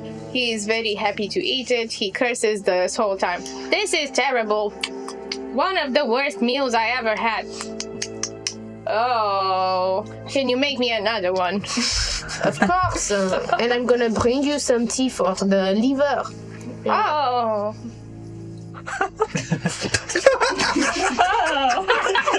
He nods and gestures. Can you also read me? Of course, I will read you. Thank you. You use gloves, right? I don't want to catch anything Of from course. you, nocturnal creature. You will catch only blessings, sir. Okay. And this happens downstairs. Downstairs, you will be in a even smaller room than the rest, but this one is even more cramped. There are notes on top of notes, on top of rotten things. In the center of the room, you will see a large wooden table with leather straps at both ends. It will be severely bloodied. Around it, there will be alembics, alchemical ingredients, or sort of started projects, some of them finished, most of them in some sort of decay. And there's also a cat. There is a cat. The cat is currently being petted by what you identify to be as a creature. It has a large head, resembling almost a bit of human-like, two hands that are directly attached to the head, and some sort of small little legs that it uses to move around, but it seems on the cat, currently stroking it. The little feet are directly under the skull? Yeah. And the hands are attached to the skull. And stroking the cat. The I'm cat so just sits. lucky I'm not in the room. I'm sorry. What's that? That is Don't say something. cat. That is cat. The cat. Yeah, I'm talking about what's petting the cat. Something. Why do you have a ball with limbs? Good company. Does it have a name? No, I don't give them names. So you made it. Yes. I don't even know how to respond to that. You're not there. I'm not. You are. There. I'm there. You two are Only there. he's there. Yeah. She went cooking. Yeah. She went good. Or did you left Hebdom outside? Yeah, I only Okay, took Jen. it's only Jen- Jen is upstairs with the individual. Well, Let's say Hebdom is in the upstairs room, just sitting there. Upstairs. Well, I would. With Timmy. No, I would be more interested in actually, well, seeing this place because I don't know what it is, but I'd be interested because I see he is interested in Shifty and like. So do you take Hebdom with you, I mean- Adama with you downstairs or not? Yeah, he can come. Okay, fine. Yeah. I'll, Okay, so you're all three downstairs. Yeah, I don't give them names. Okay. Too short-lived for that. No, Can I pet the cat? I'm sure you can. Does the cat have a name? It's a cat. A bit on the nose, but I guess. So, pet the cat. Now, he goes next to a desk. He pulls out the small drawer, and from there he pulls what you see that there are some sharp tools, some small vials that he shakes vigorously. Takes a sniff of them. Some of them he puts back. Some of them he takes, and he heads towards you and asks you to sit on the table. You have a tissue. No. Something I can wipe it off. I wave my hand, and you see that the blood spatters start to dry up and the wood starts clearing. Oh, that's a neat trick. You have to teach me that one day. And I jump on the bed and start just moving my legs forward and backward. The first thing I'd like to try to do is to check to see whether the hand that she has is in any way anatomically tied to the rest of her body. Like if there is any sort of chance that her body may have been altered in the creation of said hand. Give me a religion check. Religion? Religion check. Oh my god. 8. 8. Yes. So this, with an 8, this seemed to be cursed by Martis because of the following two obvious reasons. One, there's a red mouth. Second, it's attached to the hand. I will proceed to investigate it magically. I would first like to ritual cast detect magic upon it. Then I would like to draw upon whatever knowledge I have of said magic to see whether there is something I can do to counter it, either magical in nature or alchemical. I would do druid. Roll me Arcana with advantage as you cast detect magic. I'm gonna steal this die, can I? You can steal this one. Thank you. It is a 26. Okay, sort of two auras effect is a conjuration one, and then necromancy. This doesn't surprise you. It's usually a combination for a curse. And then please give me a medicine. Like it seems like it's a curse landed by Martis. As soon as And I it's only affecting the mouth within. It sort of connects with her spirit and her insecurities. As soon as I realize it's a curse, I will start muttering a few incantations of my own, trying to aid myself a bit in figuring this matter. So I cast guidance. Okay. Medicine. Please roll on Karina's side because you're going to be out of frame on that one. Okay. You can bring the box. Oh, that's even simpler. Yeah. Well, it's a medicine. Your guidance? Oh, yeah. Can I? Yeah, you can take a one. Thank you. Or the pink one, look, with blood in it. Would you like a tiny one? 25. Cool. So with the 25 medicine, you realize the following things. The hand itself, it's intact. The mouth, however, has a spiritual nature and it seems to be connected again, drawing from her spirit. You think you can approach this your way by cutting the area and the piece of flesh that it's attached to the mouth, and maybe you can sever the connection.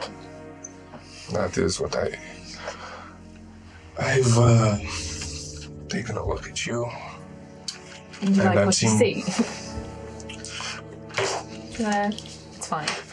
I'm used to rejection. You seem to have a buddy with you. Oh, you mean Shifty? Where is he? In your hand. Something is leeching off your spirit. And I cannot deal with that. I am not a spiritist. But I can offer you a different option. We can remove the skin from the hand. I believe that without direct flesh contact, the curse may be localized to the dead flesh. So you mean cut around the mouth and it might disappear, but you're not sure it will? I'm not. This is an option I'm confident in approaching. I mean, it's definitely better than you cutting off the whole hand. We can restore the skin afterwards. Do you have something I can bite on? I have something we can bite on. We also have anesthesia. What's anesthetic? It's diluted alcohol, very strong. I mean, I could take pure alcohol if you have it, but sure, let's take that anesthetic. Sorry, of yours. distilled, not diluted. Reach out to a bottle, very dubiously colored. I've drank I'll worse. offer you. Won't you have one with me? No, I Okay, need my hand bottoms steady. up. Don't drink the whole bottle, it may kill you. Okay. We are properly. What do you feel? You're gonna feel euphoria, very sick in the stomach, but your nerve endings will start getting particularly numb. And if you take a look at the bottle, you will see that there are bits of stuff floating in it. Some vegetable, some you're not sure whether they're vegetable. Parts of vegetable. Finger of a carrot. Okay, and then? Then you will see me perform some sort of a magic. And next to me, another small creature will appear. This one is more toddler-sized, with little wings sprouting from its back, completely naked, completely hairless, with big bulging eye and little claws at hands. And I will have the familiar pin you and help me with this procedure. You're gonna get advantage.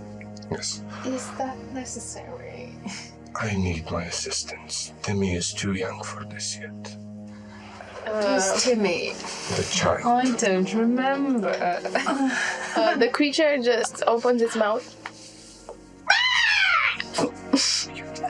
Okay. Am I just seeing this? Okay, do you think? I'm not disruptive. And will mutter a I will prayer. do something, but after you. Okay. I will ask the gods to guide my hand in this. I would ask them for forgiveness for soiling the examination room yet again. And I will pray that she is carried throughout this procedure with as little pain as possible. Religion. Give me a religion for your prayer. You got it. And, 8. Oh, and when excellent. you say gods, anyone in particular? I do a roundabout check of all the astrals. Oh, man of culture. You say this, and then you proceed to operate with the familiar helping you, just occasionally just yelping. And you start cutting around the mouth. Please roll me a medicine with advantage and adding your guidance to it. Wow. It's an 11. Oh shit. This is gonna hurt like fucking hell. As you start cutting, a doubtful mouth starts doubting your operation, and it's not doing very well. And it starts saying things like, "Do you think the gods will forgive you? They will not forgive you every time. Don't listen to it. It's been They will going not on for forgive you every time. ages. What you're doing is wrong. Don't listen to it. Retribution and dark omens will come for you, Castio. Will come for you.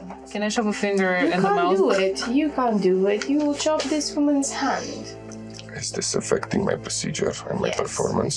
Yes. Then and I you will. get- Can I do something to try and mitigate this? Yes. I will cast deafness on me Okay, you can roll the medicine once more with advantage. without any advantage. Well, I'm still having that thing help me, but yes. Okay. It is a 21. Okay, so for a 21, you start cut for a how? 22, sorry. Okay. So you start at the beginning cutting. You make a bigger incision, a bigger hole. You start casting deafness. You can't hear the mouth saying anything anymore. And then, apart from the hole that is right here in the near the index and the big thumb, you remove the mouth very smoothly. You take it, and as soon as attached to just meat, it dies out. Okay. But you're left with that small hole in between those two fingers. What do you know? I dispel the deafness. I touch her, and I will cast a second level Cure Wounds. Okay. Roll me. For the total will count if you leave a scar or not. Okay. I will take this, and it's 2d8, as it is a second one. It's a 3, and a 7. It's a 10. Okay. With a 10, It's 2d8 plus 2, I think. 2d8 plus 2 in total, that would be like a, And 12. it's a 12 in total. 2d8 plus 2, that would be like a maximum of 18. So it's pretty good. You clear it, you heal it almost fully, apart from like a small red dot. Well, only the gods are perfect. You're done. Is this like a signature? No, that's an error. Oh, did the mouth get to you? It did at the beginning. It tended to do that. How did you counter it? I'm curious. I don't remember a thing. I deafened myself. Extreme. I like it. High five. I would not use the hand for at least a day. Mindful of the camera. I forgot. The most zoomed high five in history. So as this happens, we're gonna take one by one. You spend the time with Clement, the old man who tells you his name. You do this. Have them what do you do? So, while being in the room, first I would observe the procedure. I'm very interested in what's happening here, and while some things I look at them with a bit of skepticism, but then I hear this fella evoking the name of the Astrals, so a bit like that. But what I would like to do is, because seeing all of these, especially that creature that was petting the cat, I'm curious if that is, like, from a magical perspective, if it's a conjured thing or not. So basically, I'd like to cast Detect Magic, but also I'll do it subtly, as You try to do it subtly. I try to do it subtly, as the bloodline of the Hebdom family that's been passed through generation in me allows me for meta magic. Oh. So I have the subtle spell. Oh, so you do it subtly. I do it subtly, Okay. as I use a meta magic point to cast subtly, detect magic, and we'll see what's around magically. So the creatures have an aura of. It would be a regular arcane magic. But there would be a bit of a twist in it. Like the sort of like arcane magic, but with a twist of necromancy. Like all the magical stuff around here have a twist of necromancy, and beware of this.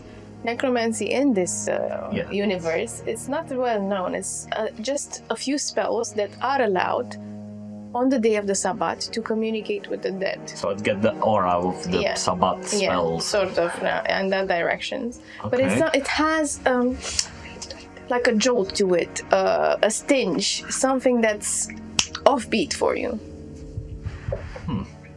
Okay, and that's coming from the creature, and I'm guessing The creature, from... something around this area of I don't know if you're seeing like abdominal, lower, upper chest of Castiel. Okay. Then the ball of heads. Then the creature patting the cat. Then The coat of Castiel. the coat and upstairs.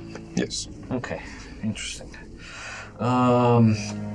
Okay, and then I'll just observe the procedure, and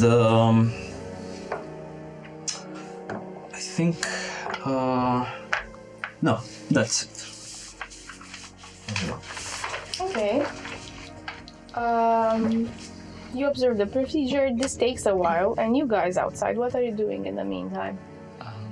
Leo would start doing work, because Chancellor's job is never done. As letters just come to him, just response is sending. It's just like an open office where people are coming. He's like responding to everything. Some people greet you on the streets. You're near the Midnight Plaza and say, Chancellor, see you working. Pleasure, as always. Would you sign me an autograph? I will send it to your mail. We don't have mail, but we got the correspondence. Exactly. As he's working, Grace is sort of fidgeting with her medallion. When is the next private Church of Enduring meeting, as far as Pax knows? It's usually every night. Every night, okay. And whoever attends. I've seen both Grace and Leo there previously. Yes. How are you, like, coping with all of this? How are you feeling? I'm well aware that people are stressed at this now being out in the open with the Ascendant. But for me, it is a pustule that has popped. We are now beginning the healing. And now that it is popped, that the generator of the momentum is left over in the skies and not a real person anymore. As long as the Luminites keep to what Lux and hopefully Bradasus will shift it towards, I think peace in the city will resume. Didn't you, read the paper? You didn't. I'm sorry. Probably we should talk about something else. How did you find the encounter with Marthis? I didn't have the encounter. Gaith did. How did you find it? What did I think of Gaith going through that? Alright. Fuck me or I'll curse you. Pretty bad. Yeah. As this conversation going on, he stops writing the letter, puts it down. Grace, why does thou need the aid and the services of this fellow? Because he does something that none of you do. And what is that? He dares pushes matter. And is not tied to a god that finds this disgusting. You know, the head officiant at Enduring would find this sacrilegious. It is sacrilegious, but it gets the job done. It was a mistake to come here. Even his flesh looked impaired. I need you both to just not fuck up my contract. You have a bunch of contracts, huh? Just this one. Grace? Yes? What are you? I think it's a more interesting question regarding what are you, Pax? Who are you? I'm scum. I'm nothing. If But I can't say the same thing about you two, and especially you, right? It's all but certain that all in this place here has their secrets, yes? Let us not pick an open space like this to dig. But you have a paper? I do have a paper. I mean, today's paper. Today's slip of news. I do have today's paper. I thought maybe you two would have read today's paper, but you didn't, right? No, we had a cursed friend to look after, didn't we? He said she hands you the paper, and in a summary, in a nutshell, it says about the fact that most of the populace, most of the followers of the Church of Ancestral Light removed themselves from the city. Removed, or they were first. Yeah, most of them, including Brasus. The only one who remain is Lux, the pixie with a handful of followers that were relocated because the old temple was destroyed. And according to the queen's ask. And then there's a small paragraph that says and explicitly tries to explain, but it's at the end of the newspaper, that tries to explain that the Ring of Fire, the new fate, is not the same as the Ancestral Light, as the Luminoid fate, and please stop harassing. But there's a bunch of like protests in the town, people fleeing for their life, and so on and so forth. I don't want to make this political, but as long as the Queen pushes this narrative, Luminites will be hated. We are in sentiment, and if there is anything I can do to aid you in whatever course of action you have to help. Even if it royal. would risk your reputation or posting or even your freshly reacquired life? Mayhap it is a way for me to clear some sins of mine as well. Mayhap it's just the need for something else, but my answer is a strong yes. You have a supporter in me. How do you get along with the other chancellors? When you are Chancellor of the Midnight District, you are unfortunately a victim of the social construct of boxes, so to say, and the Chancellor of the Midnight District is seen as the lowest box. So we keep most formal interactions, but if need be, I can You are spread, friendly with not one of them? I have not tried to be friendly with any. We are in formal interactions only. I can try to befriend some of them. If only we were friendly with someone at the palace. Imagine that. It is hard for Imagine me to taking be responsibility. friendly with somebody that does not care. It is much more easier to act. But I do sense your point, Grace. You have knowledge beyond your years. Alors, it's not as if political change can be enacted without the triggering of the trials for there to be change. And we can talk of change when that momentous occasion comes around. Sure. Because there are many competent chancellors or blessed star girls that might aid in all sorts of ways. Sure. Pax. And she sort of smiles. And at this point, you finish the operation, you come outside, you... So, one last thing before we exit. I mean, are you exiting as well, or with us? I'll go to the front of the shop. Okay. Guess when we get to the front of the shop, I'll tell you that I see you have some of the favors of Saturni. I can say that I admire your work here, as it's not easy being on that thin line between life and death. So I have to say I appreciate what you do here. Most I appreciate the compliments. That does not,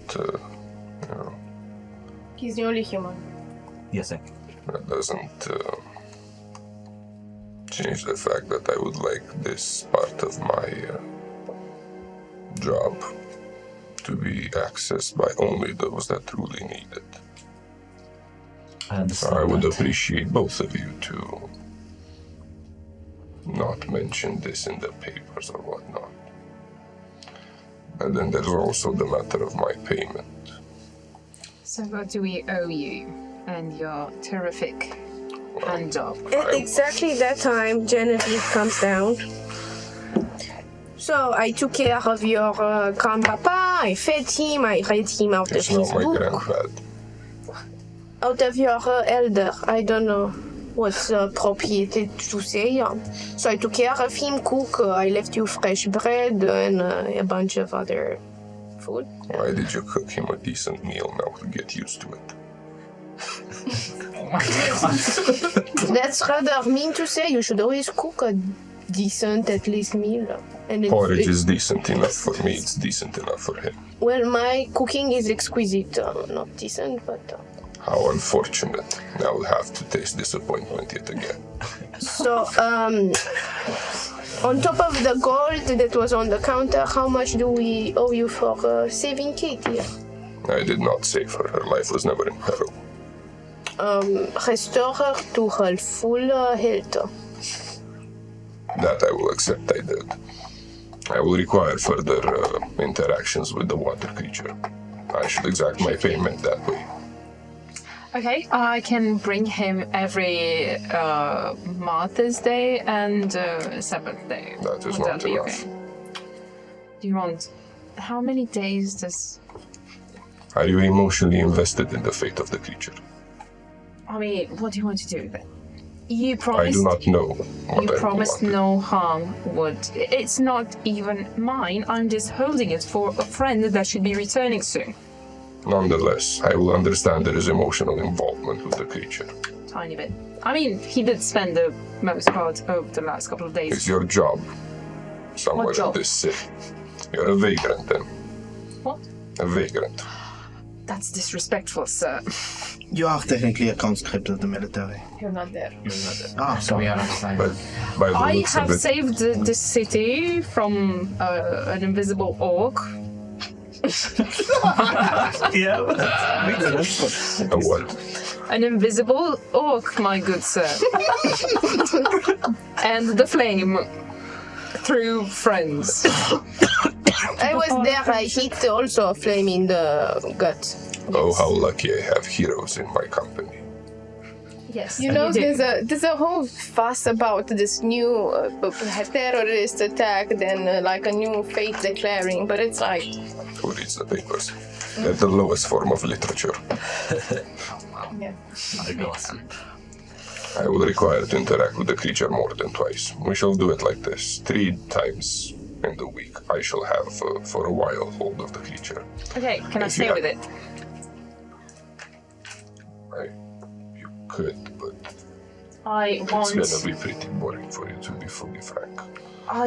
Who's Frank? I want supervision.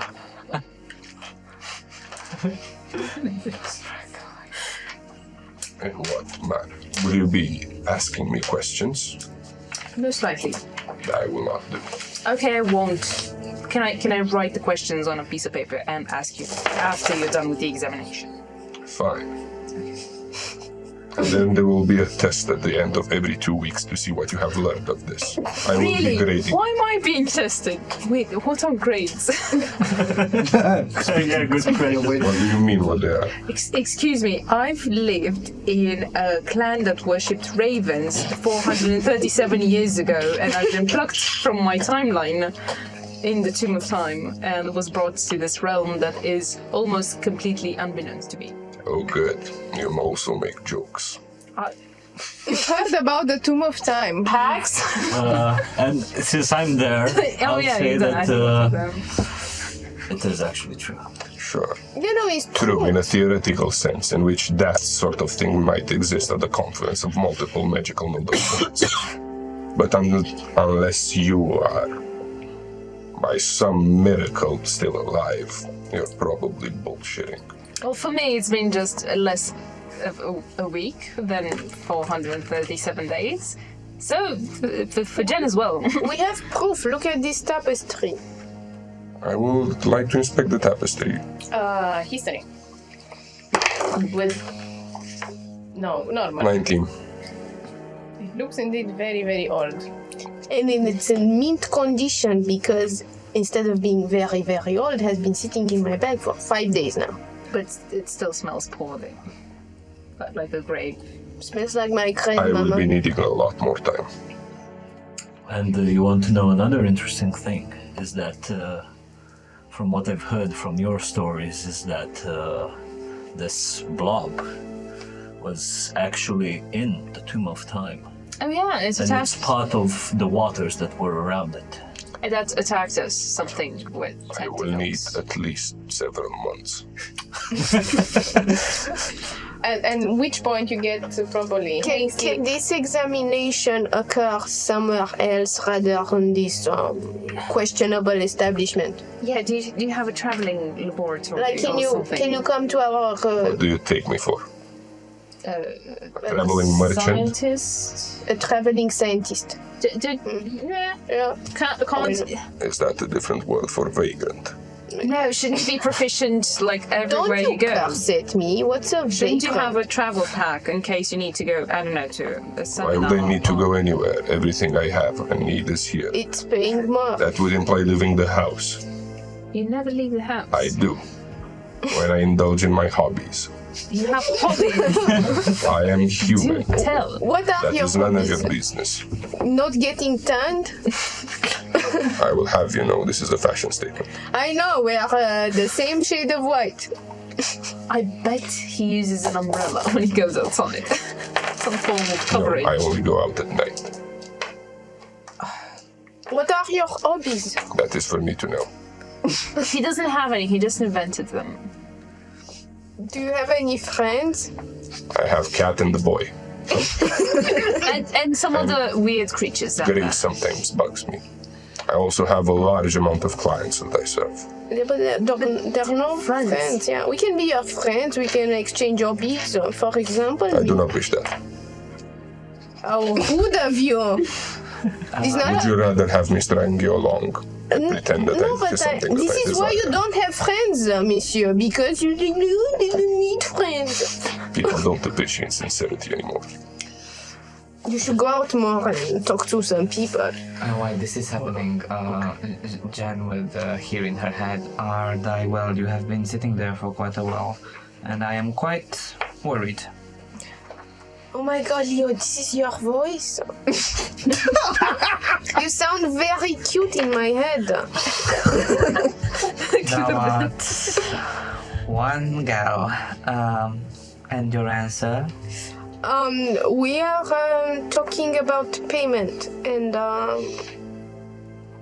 we didn't set the terms yet about Shifty. You require aid, or are you capable? I'm very capable. I'm a strong, powerful, independent woman, and Kate as well. I will And barge Adam in is 5 here. minutes. Yes, a lot more time.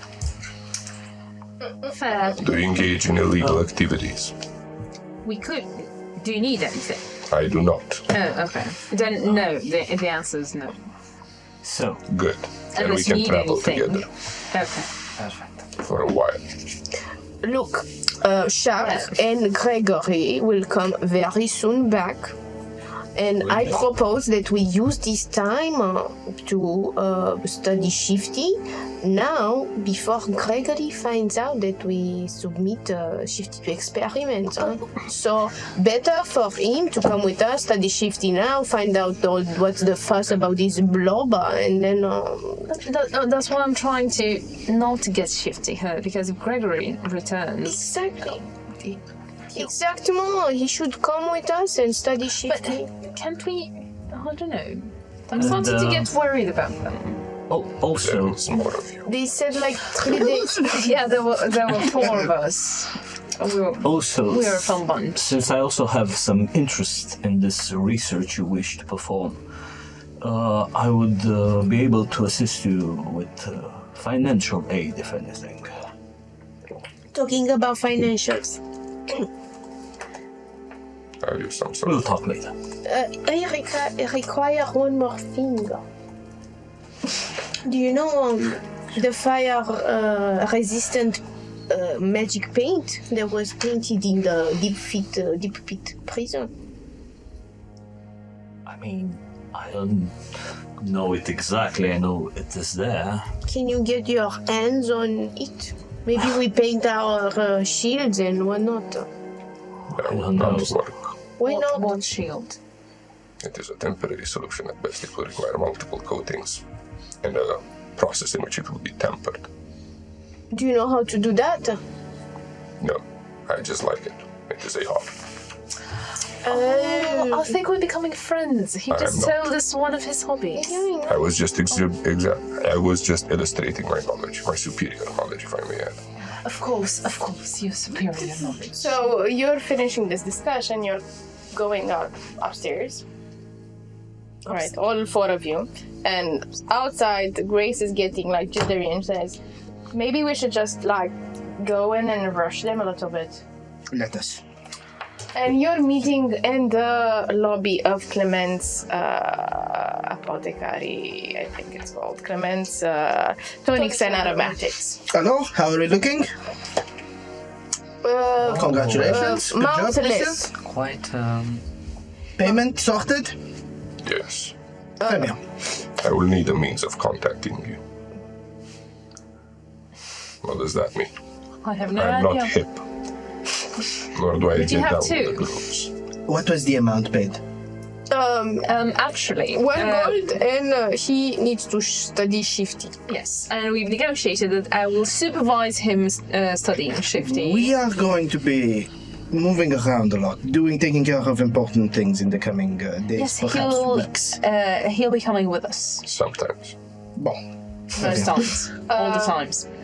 But as you're having this conversation, this sort of like pink envelope flies inside. You recognize this pink envelope. And you have a letter that I would kindly ask you if you could read it out loud if you deem it properly or not. Ooh. Saucy. Grace frowns a little bit. Does it smell pretty? It smells like perfume. Ladies' perfume. Ladies. Ooh la la, Givenchy. Product placement. Ferrero Rocher? But we don't have Givenchy, but we have Rolling Hills Craft Miniatures with a discount code that you would see in the box down below, appearing from time to time. That's Vinia 10 on rollinghillscraft.com. No. yes. Available for 8 months. Thou seem distressed. You're right. Who here is feeling like a bit of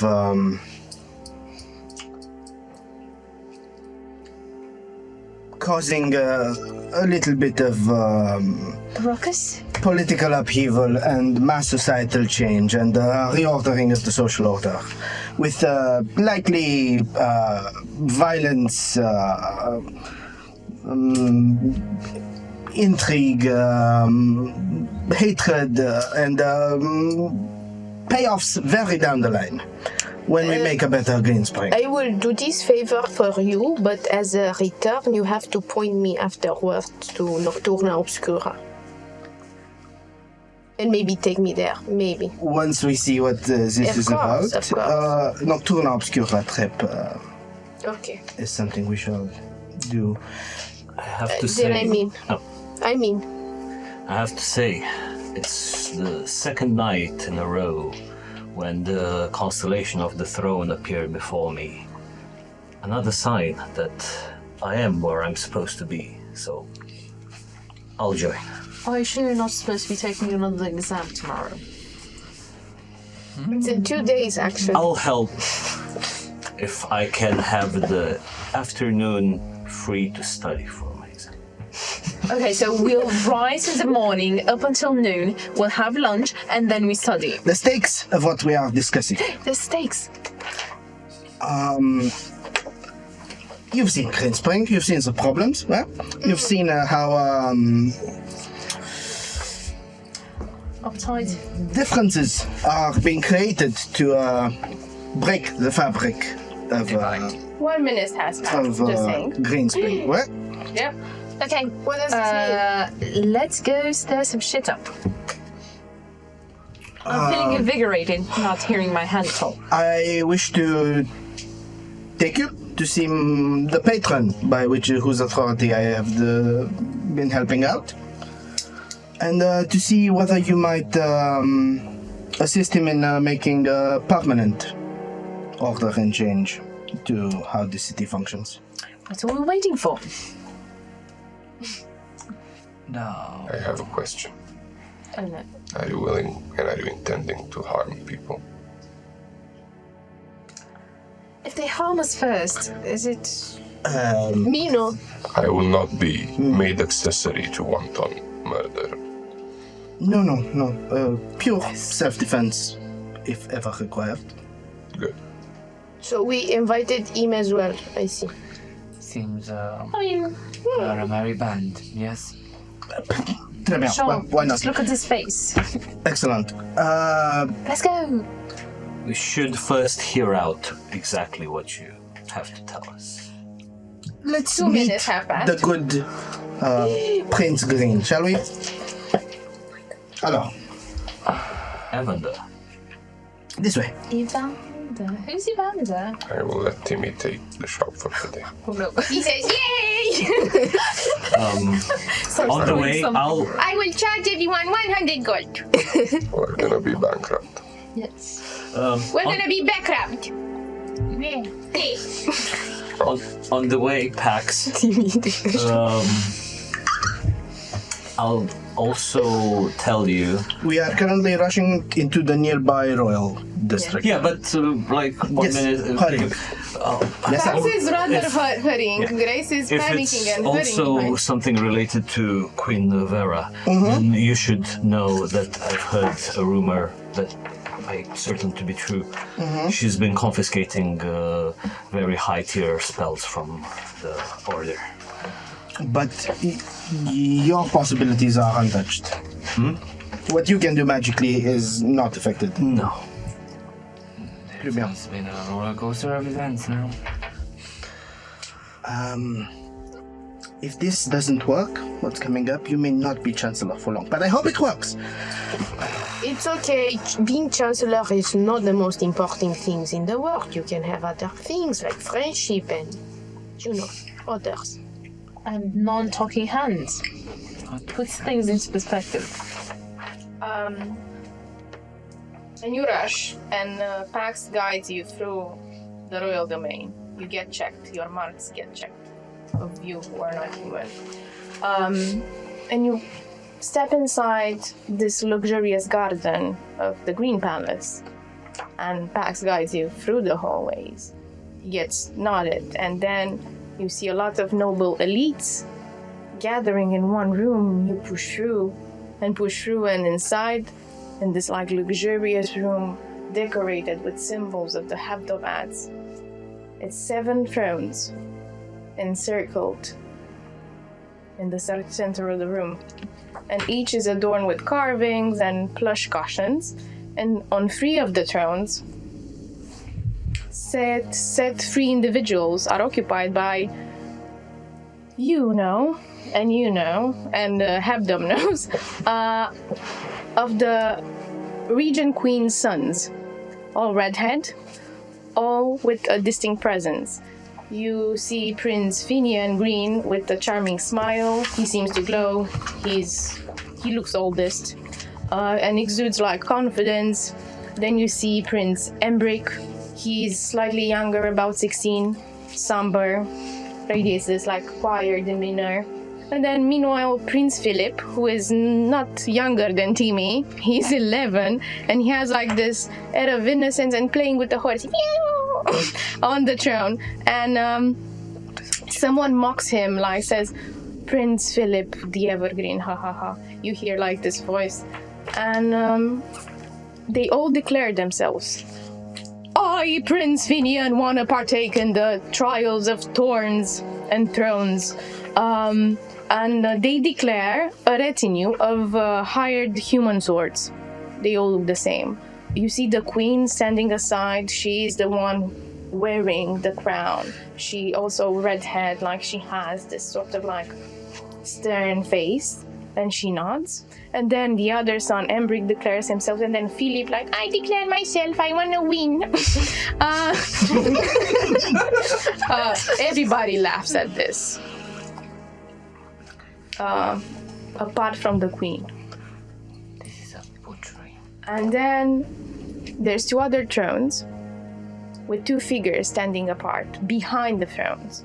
This is a symbol when you hear muttering that they refuse to partake in the trial. And one is Lady Cora throne, and one is Lord Garrison Wolfgreen. Both are eligible for the throne, and as they both have 7th rank ties to a Meritronarch,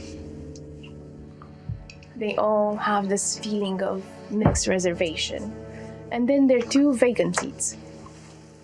You hear someone saying that Knight Lavinia Green didn't participate. Maybe they didn't announce her. Such a pity. And there's an empty one.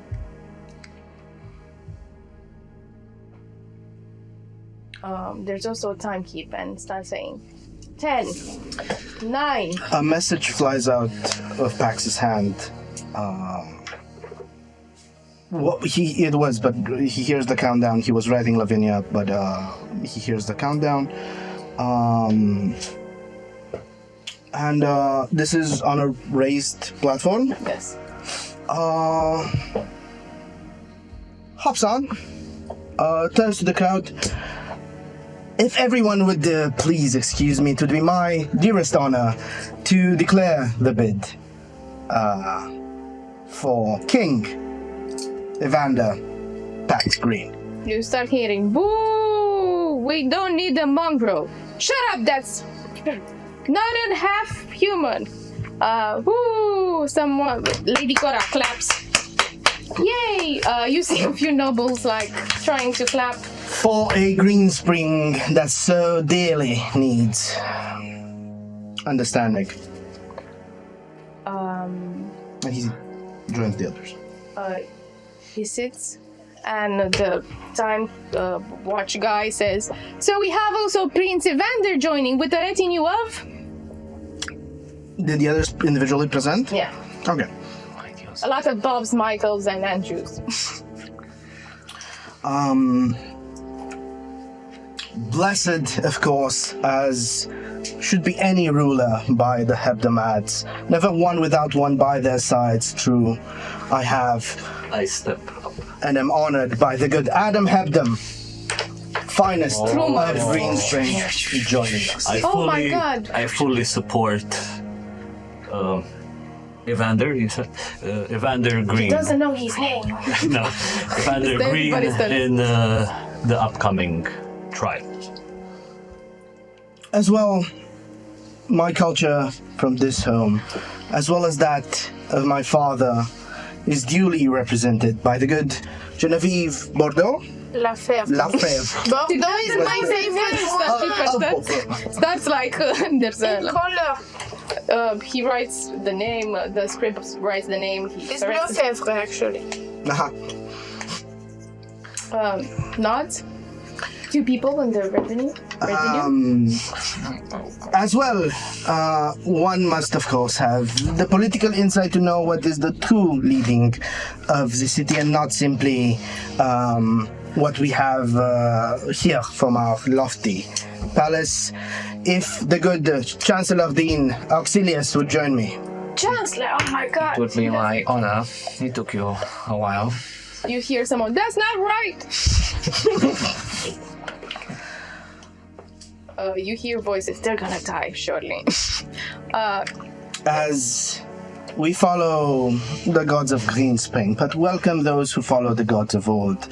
It is even those who follow their own path that must be represented in a future glory of Greenspring. If the good Kate Aga would join me. I'll take a look around and do a Offers a hand. silly curtsy. I don't know. Then I hop on stage. The youngest son just waves. Hi! Poor bastard. Look, tiny Gregory's. You don't know that. We don't. It's tiny Lucius's for you. Yeah, true. Lucius's plus his sister. Yeah. Not But they least, look like they probably have the same hair. the future of our noble city must be represented as well. We must see to that future in those of high potential chosen by the stars. If the blessed Miss Griffin would please join this line. Yeah, go Grace. She dotes and jotes and hides in the back as you hear mutters. Oh, it's. Did you look at her face? Oh my god. What's that? It's an orphan. Grace, don't listen. She hides. Among the... She hides behind you, guys. Like she tries to make her appearance on stage as smooth and unnoticeable. Not least, I know that the human population of Greenspring would surely hesitate when looking to me, when looking to this retinue, when looking to us privileged that sit upon this stage. And therefore, I would ask for the honor that Monsieur Castile, who has made the lives of so many others in his district. Point at which you start hearing, why is he talking like a nocturnal? I don't know what's coming to him. Such disgust, dishonor. That he join me on stage. It will take a while before I realize you're talking to me. Castile has never been invited anywhere alone. And straight to the palace. As the first time going out, he would say this is quite the event for him. He's gonna slowly walk up to the stage. He's gonna look around. He's not gonna be sure if he has to say anything, so he'll say the first thing that pops to mind. Clemens, tonics, and aromatics. Got something for each and every one of you. Free advertising. You see the humans laughing. Pax does whisper, apologies, I did not wish to ambush you.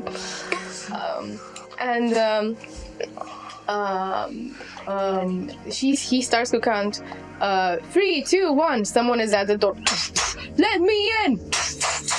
So 0. We have everyone here. Hello.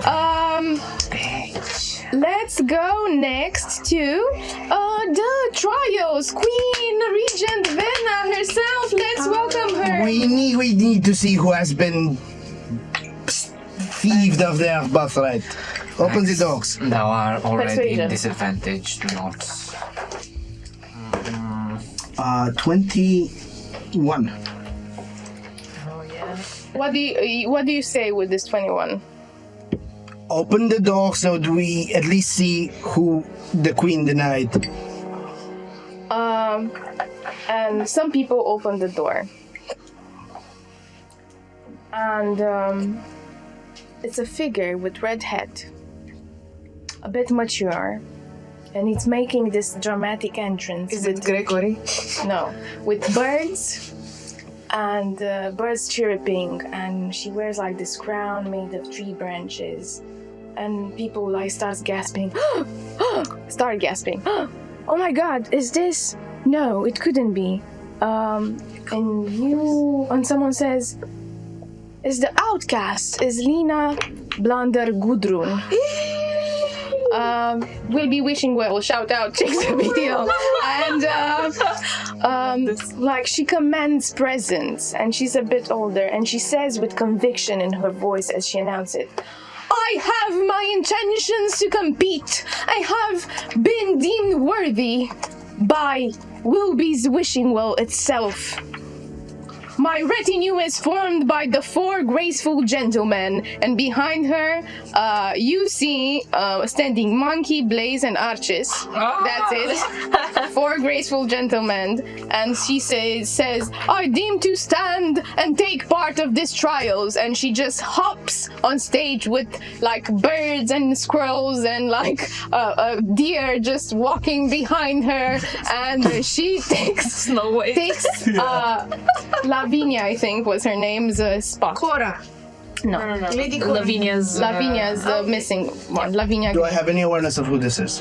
Yes. You know, a few years before the former king passed, I think it was over 12 years ago, let's say 16, there was a great fire started by this person.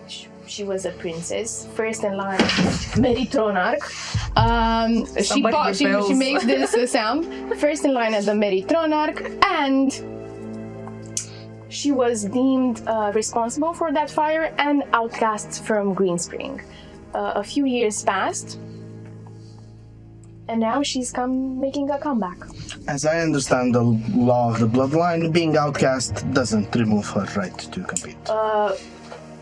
She was removed, unless, I don't know, blessed by a higher power. Is it a debatable matter whether she's still eligible? Yes, it is.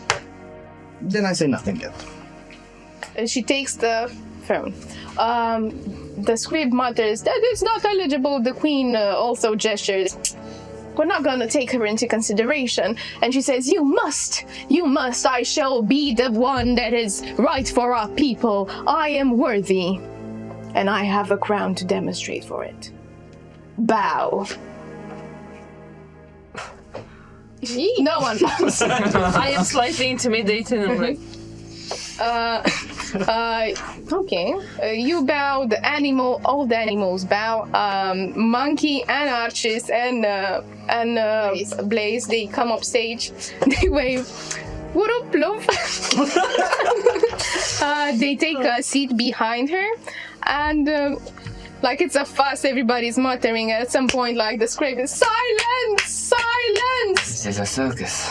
It's a circus indeed. I agree. Let's not make a mockery. The last Meritronarchs died. Let's make this one festive and memorable. I'll wait because somebody else has to show up. What did you say, Leo? If I remember, Silence! Silence! thy words are law. My lips are sealed. Then the head of the faith. Some of you know it's Doxis, but doesn't matter. He's the head of the faith, the head of the Order of the Hebdomades. I need to read this. He begins the ritual of the Thorns and Thrones trial. The ritual that's sacred for Greenspring, and by which they elect the next in line, the Meritronarch. They are also Meritus, but also Monarch, since the Meritronarchy name. So everybody's eyes are fixate in the middle of the circle, where these mystical shades of ivory and gold intertwine. And within it,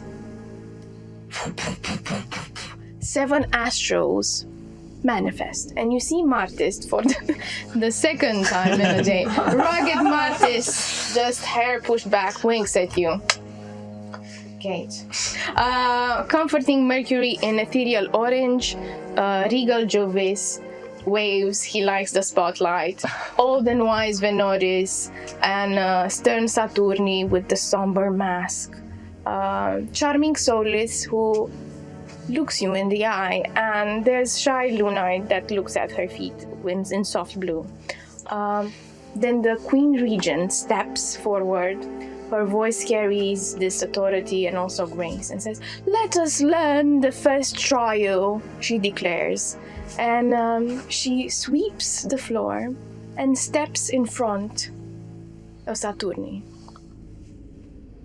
This means that Saturni will decide the first trial. It's the trial of speed, swiftness, and also justice. And she raises a hand and does this gesture.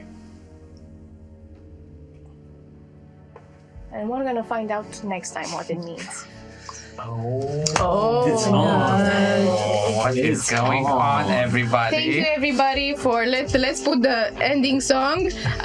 Thank you, everybody, for joining us. Thank you, George, Edward, for making this marvelous appearance. Your character is very fresh. We love it. You are ambushed. Thank you very much for sitting with us, and you have made it until the end of the episode. You're a very special person. Every like, subscribe, and view counts. It helps us a great deal. And as always, if you have questions, pop up on Discord, write us for the After Dice. We're gonna discuss all of this and many more in that show. Thank you, Rolling Hills Crafts, for the amazing minis. You have the promo code available for 8 months. Thank you, Sirenscape and Pixabay.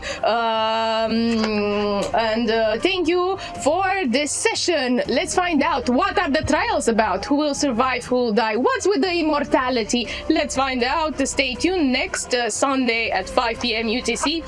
Good day, good night, and don't let them vampires bite.